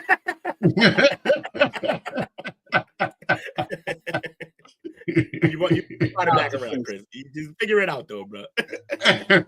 Chris, Ray Bird ain't walking through that door no more, man. It's all right. Mm-hmm. Shout out to the Hall of Famer, Chris, though. Shout out to the Hall of Famer, Chris, though. Shout out to the Hall of Famer.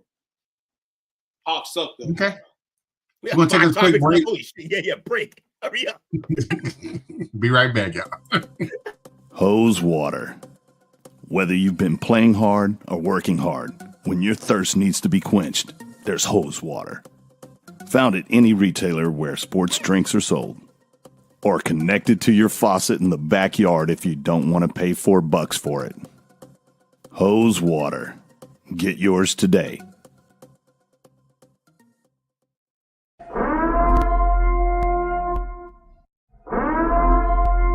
This is an emergency message. Stop what you're doing and hit the like button. Also comment and subscribe. Thank you. We now return you to your program. Take a deep breath, Chris. Deep breaths. Deep breaths, Chris. I'm taking my ball and I'm going home.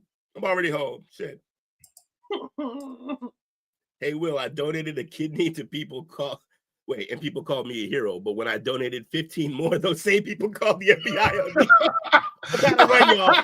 Great show as always.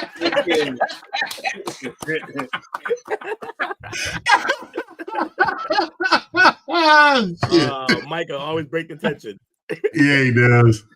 Yeah, he does. That's good. All right. So this one is a couple of topics that Dale shot in there earlier.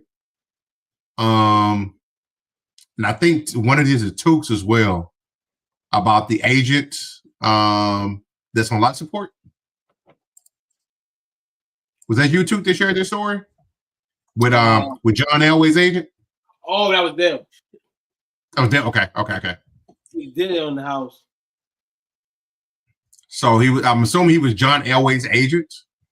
Yeah, John Elway's agent. John Elway was driving a cart of some sort, and he crashed, and he's dead now. Yeah, he was on life support, but he's deceased now at 62 years old. He was on Elway's part. He was on the back of the cart, and he hit his head on the asphalt. A golf cart? Yep. Elway can't drive, driving up liquored? Probably liquored. God damn. You think they're going to take some heat for that? I don't know. Can you get a DUI murder on a golf cart? I would think so. See, the Riverside County Sheriff's Office launched an investigation after being made aware of the incident on Monday. So he's been investigated now. Wow.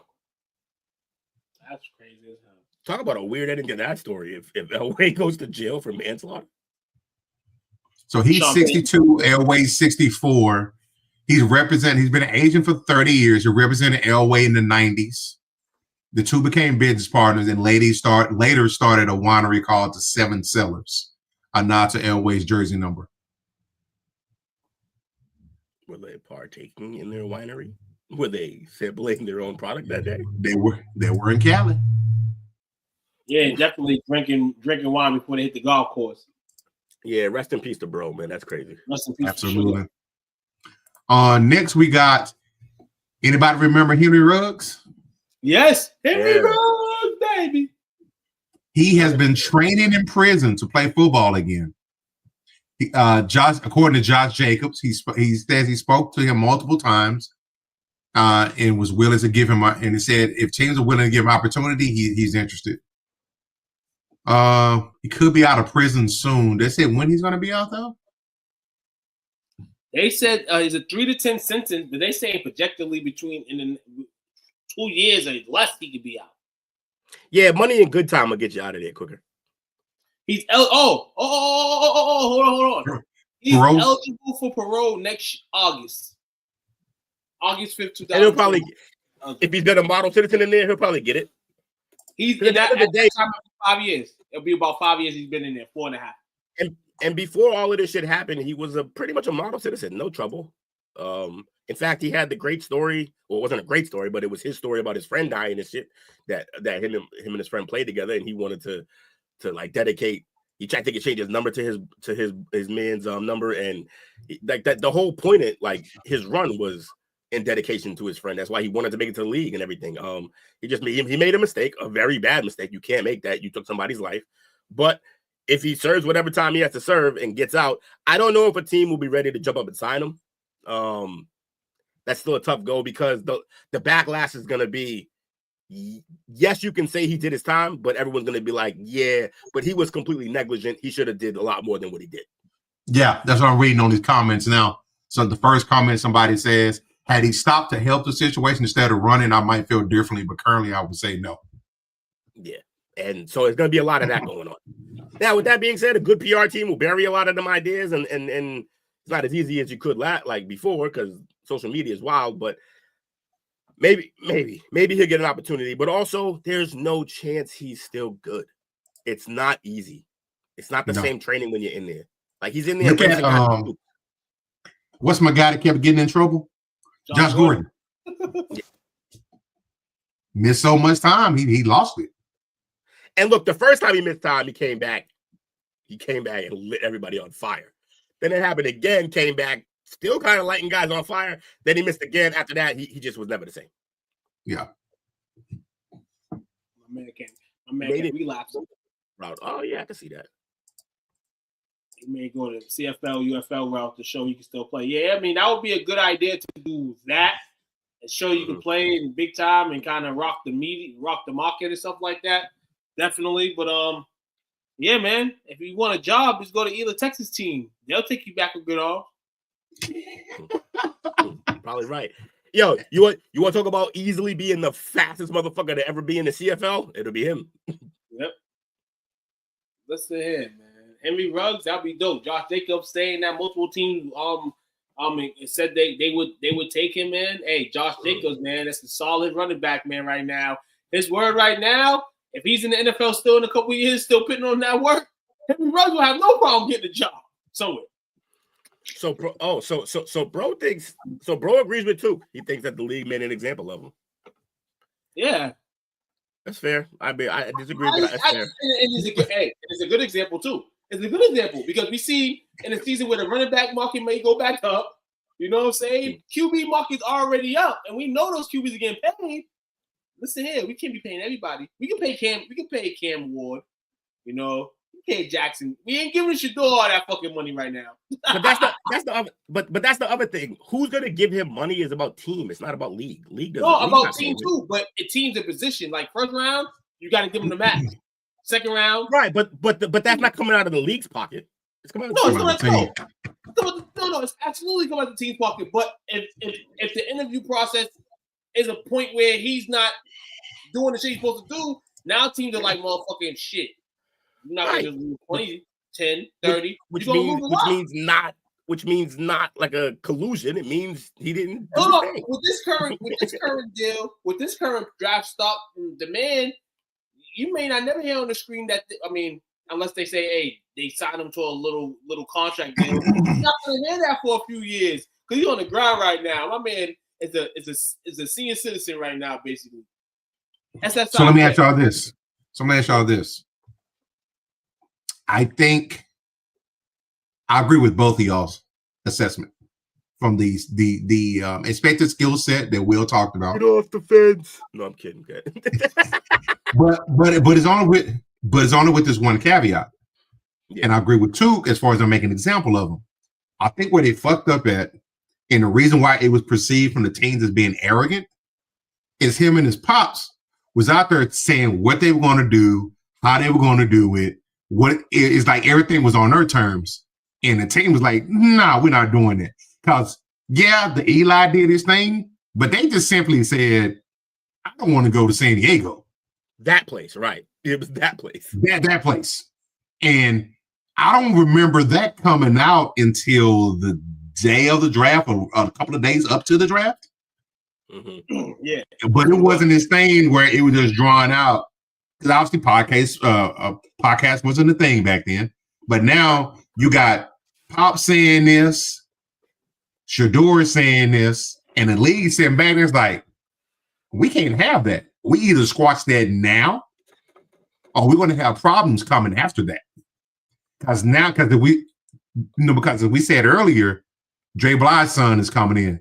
Now these former players, their sons are coming to the league, and these guys that have been through there, you can't come through here and try to dictate how this goes. Will we here 7 years before you got here? Would be 7 years after you go. And all those fathers are teaching their sons to kind of get with the program. What were the four teams? The four teams that definitely needed a quarterback, right? So we got Titans, Cleveland, Saints, and then who took the other quarterbacks? There's gotta be one more. In my mind, this is me. My mind, I thought the Raiders were the fourth team, but even though they had Geno, fair. Even though they had Geno, I like they were still in the running if they wanted to go get. I agree 100% with that. Them too. And I would say in a year where like there were stud quarterbacks, Seattle would have been in the market. But they weren't. So take Tennessee away because they very early on in this process decided they wanted Cam Ward very early in the process. Oh, so, Pittsburgh. Okay. So that gets us back to about 4 teams because we're removing Tennessee. I don't think even if they pissed the league off, I just think that they pissed 4 teams off. That the only 4 teams that actually needed them. Yeah, that's where I'm sitting here. Like the other teams, they don't count. The fact that I just feel like the drop from like first round to 6th round, I'm sitting here like, no way. Now I can understand why it goes from first to 6th because if those 4 teams are not drafting a quarterback, then you're gonna fall regardless. You should already know if those 4 teams wasn't drafting you, then your draft stock was gonna fall. But ultimately, I feel like one of those 4 teams wanted to draft them, and I feel like the NFL was like, no, we're gonna make these motherfuckers wait. Because I heard the Browns did want to draft him at a point, and there was big when I was like, take him off of all draft boards at one point. So Took, I'm gonna give you that one because I actually heard the same exact thing that the Browns kind of maybe had wanted them the first time around, and then they didn't. What I'll say is this. I won't go as far as saying the league sent out a memo or something like that, or whatever the case may be. What I'll say is this. I think maybe he pissed a few teams off in the first, like that got them out of the first round. They're like, no.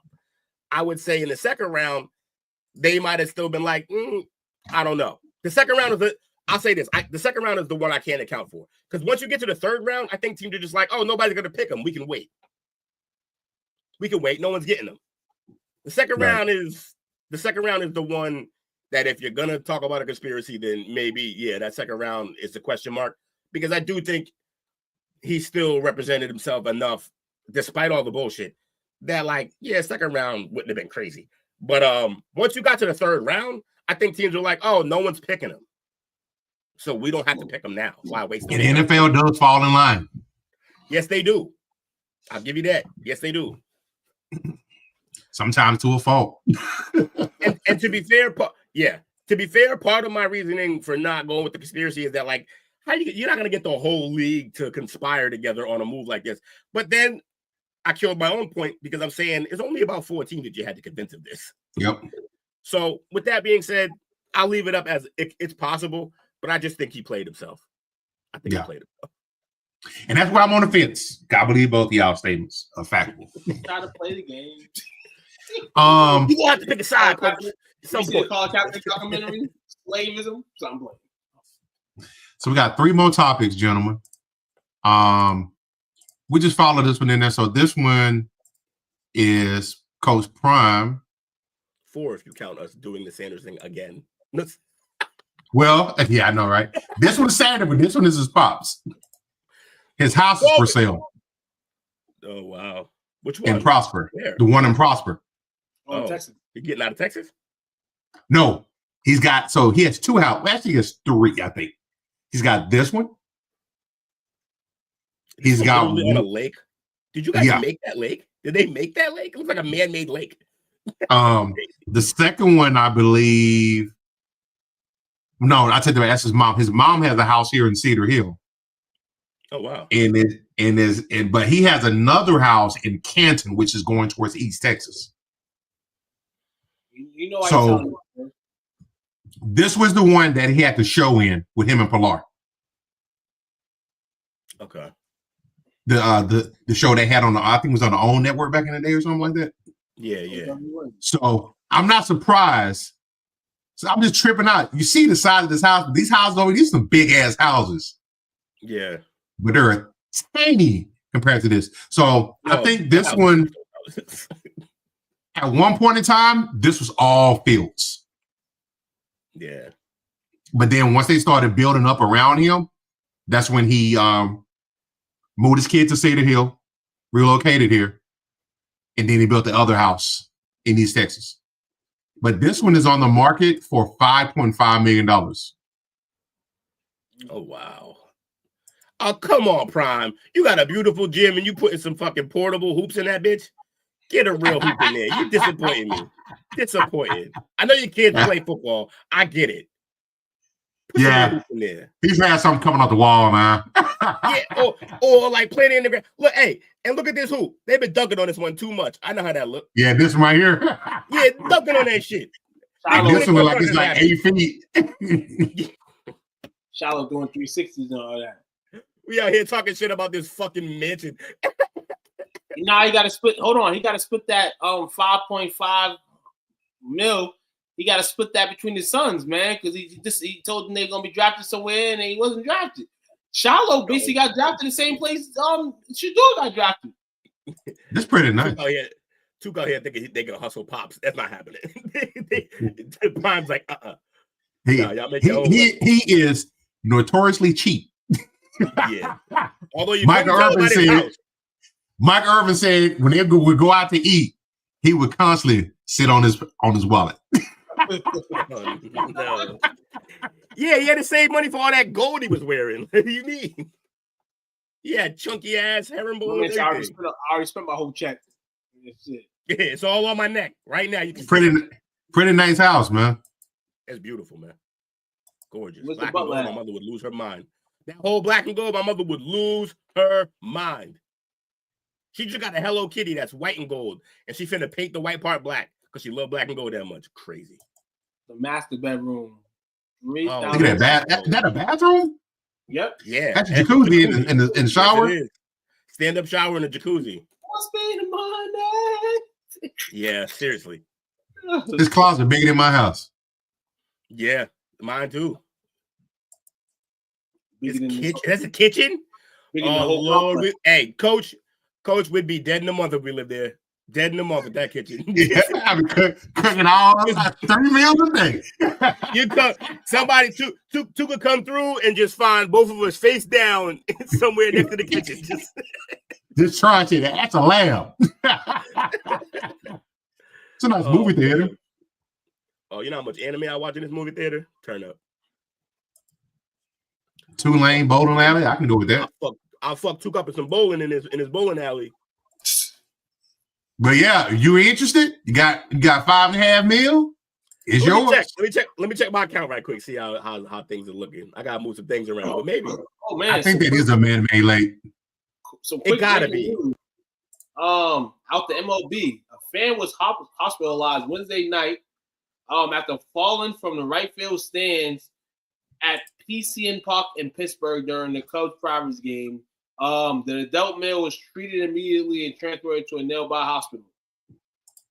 This happens more than people think.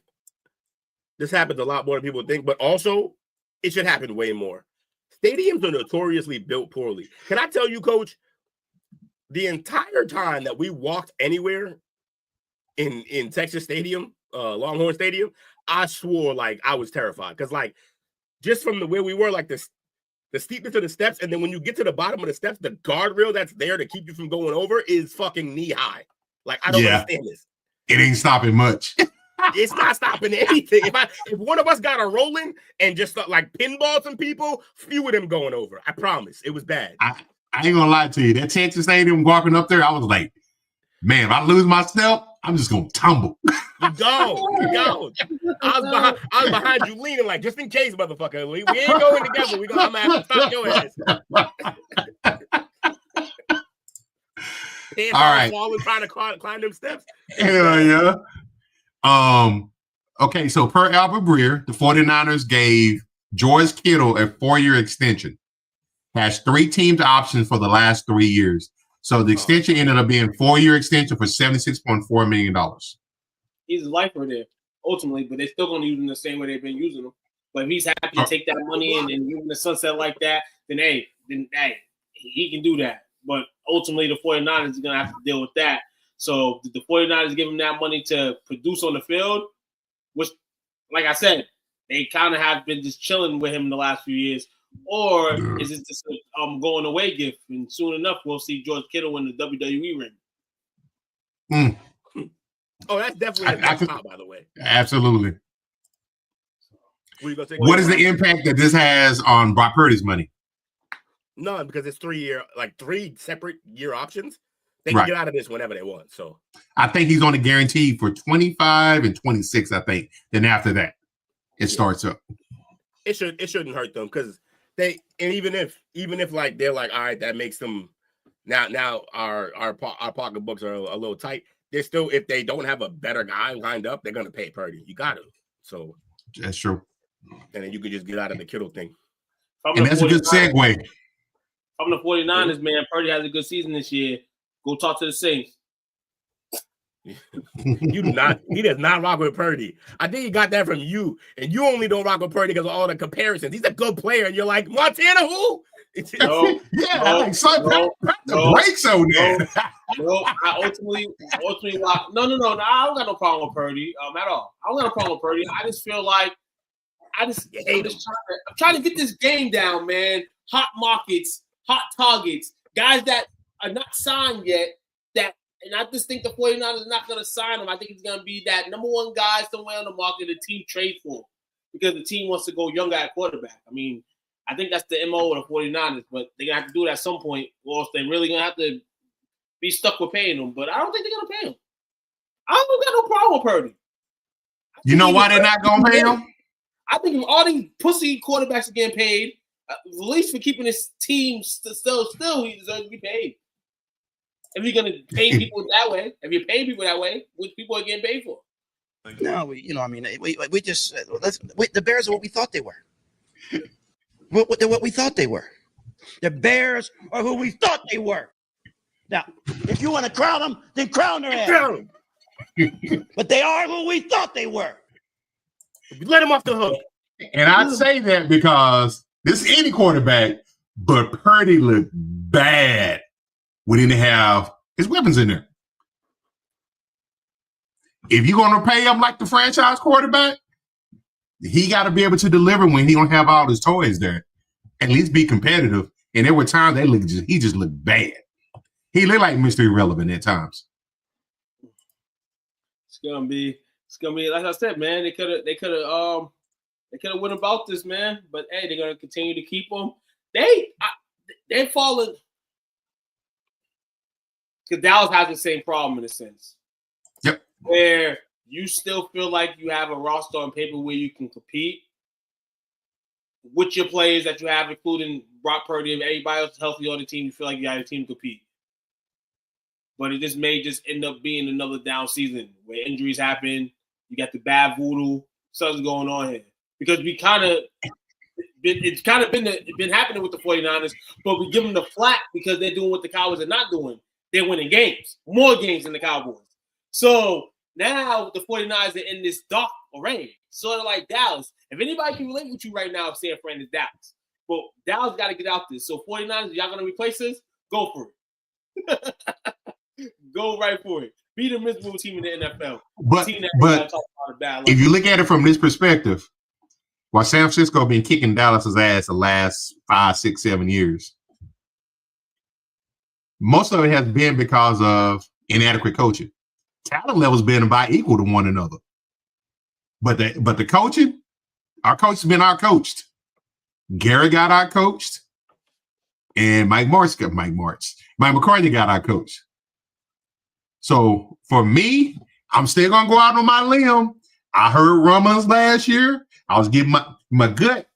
Old Coach Gut was warming up, and I'm saying if they don't make the playoffs this year, there will be either a coaching change or a GM change or both this coming up offseason. For them to have to come out like they did, because I was already feeling it, but for them to come out and say, there's no change in the GM or the coach, that's mean they've been hearing the rumors and the talks going out there. So they had to come out and get them the stamp of approval. But we know normally when that happens, you're finna get fired. Yeah.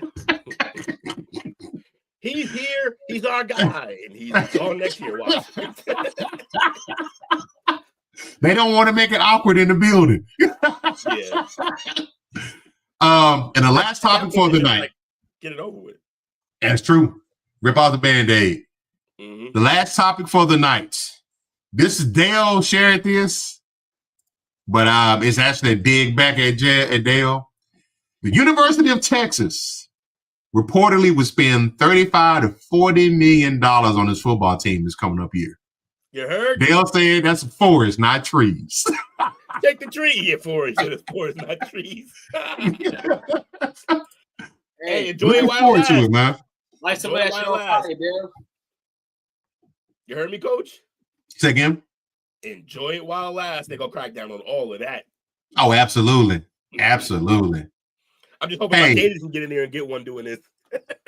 I'm just going. My man didn't get no love.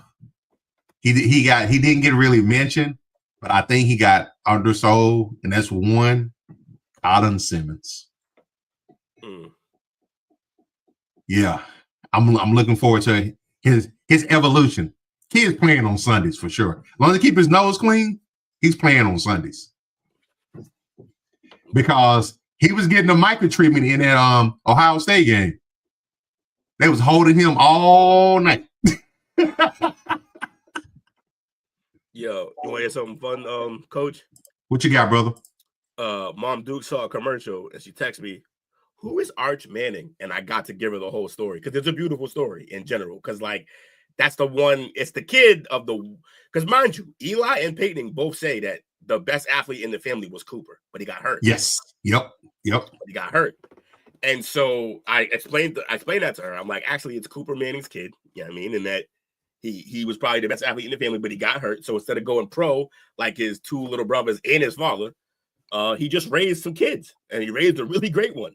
And she went from like, and it was like a roller coaster for her because I just told her the Cooper part first, and she was like, "Aw," and then when I told her, but I was like, "Nah," but like he raised some great kids, and his kid's gonna be a problem. He's going to the league, and then she just gets sent to heart. So it's fun to share like stories like that for people who are outside of it because that's a great story. Right. And I can't wait to see that come to fruition. Dude, it's like I don't want to hear this shit. No. We want to see Arch. We want to see Arch drop to the 4th round next year. That's what we want to see. That's what we want to see too. Do I think Arch even comes out next year?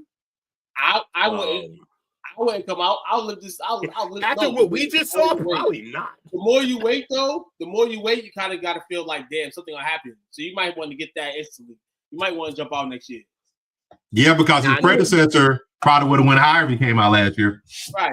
It's just a competitive mental with some people. Like people like that stay, hey, go stay sometimes, but sometimes I think it's like more of a competitive and a mental aspect of it, why you might stay at school rather than go to the league.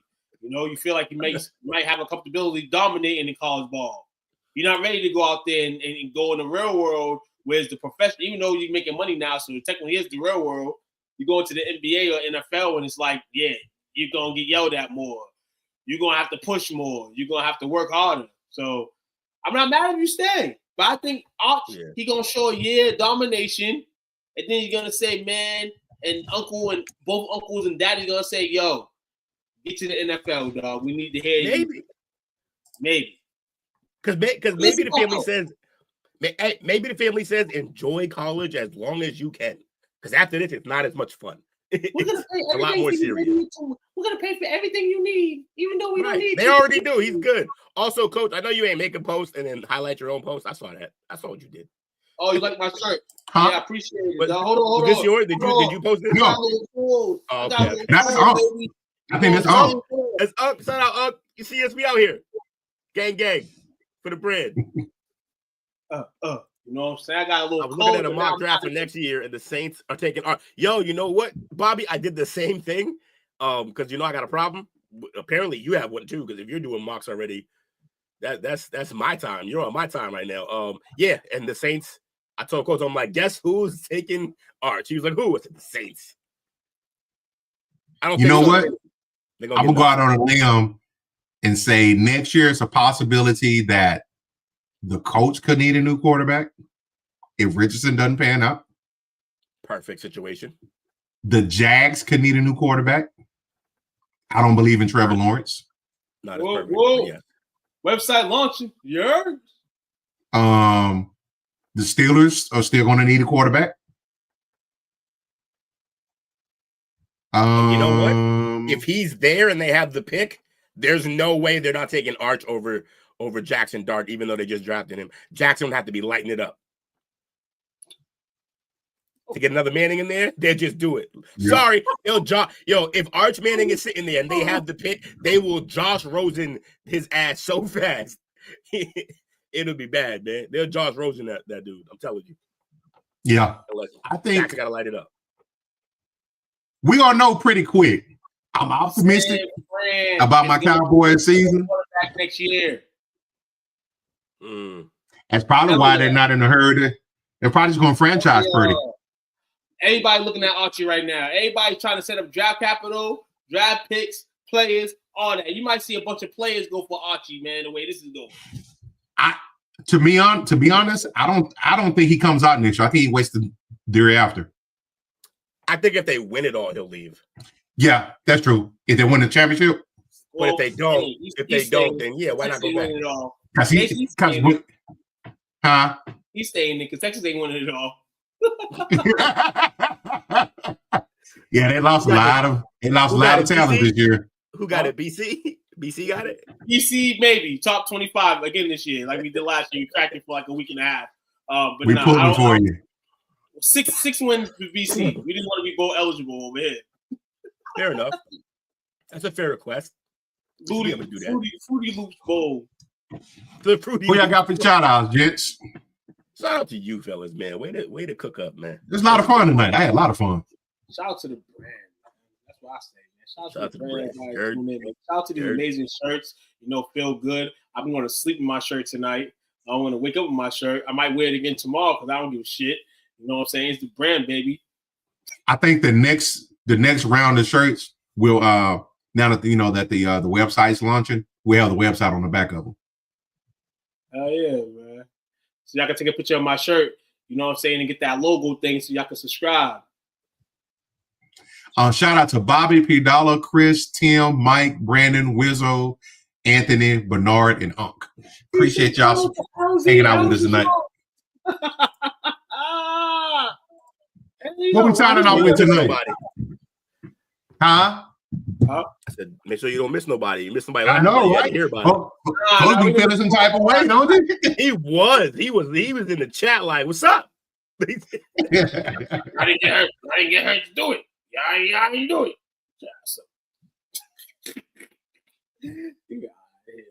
Shout out to Jake that was in here earlier as well, man. You know what I'm saying? That's right.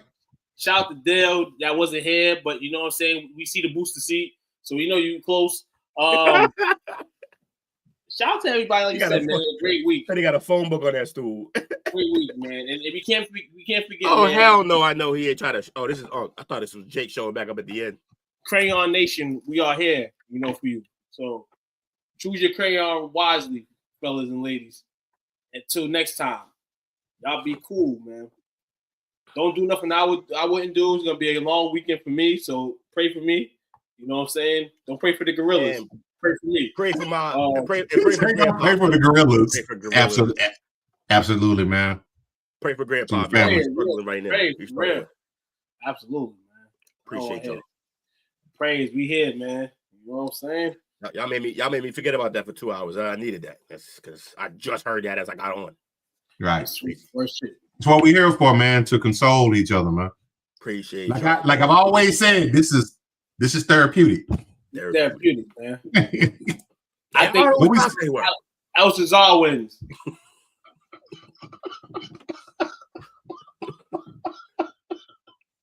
Boy, y'all always get me off character. Y'all get me off character every time, man. I can't make it easy for you, coach. Come on. You and two keep my head on the swivel, man. I love y'all and I appreciate y'all, man. Absolutely, man. No love. Hey, yo, everybody, if the Lakers don't win tonight, I'm not speaking NBA no more. So if you hear NBA on these shows, I'm not saying. Oh, man. Well, they down 7, so this might be your last night of basketball. We down 7 right now? It's over. Last night. It's in the second? 7?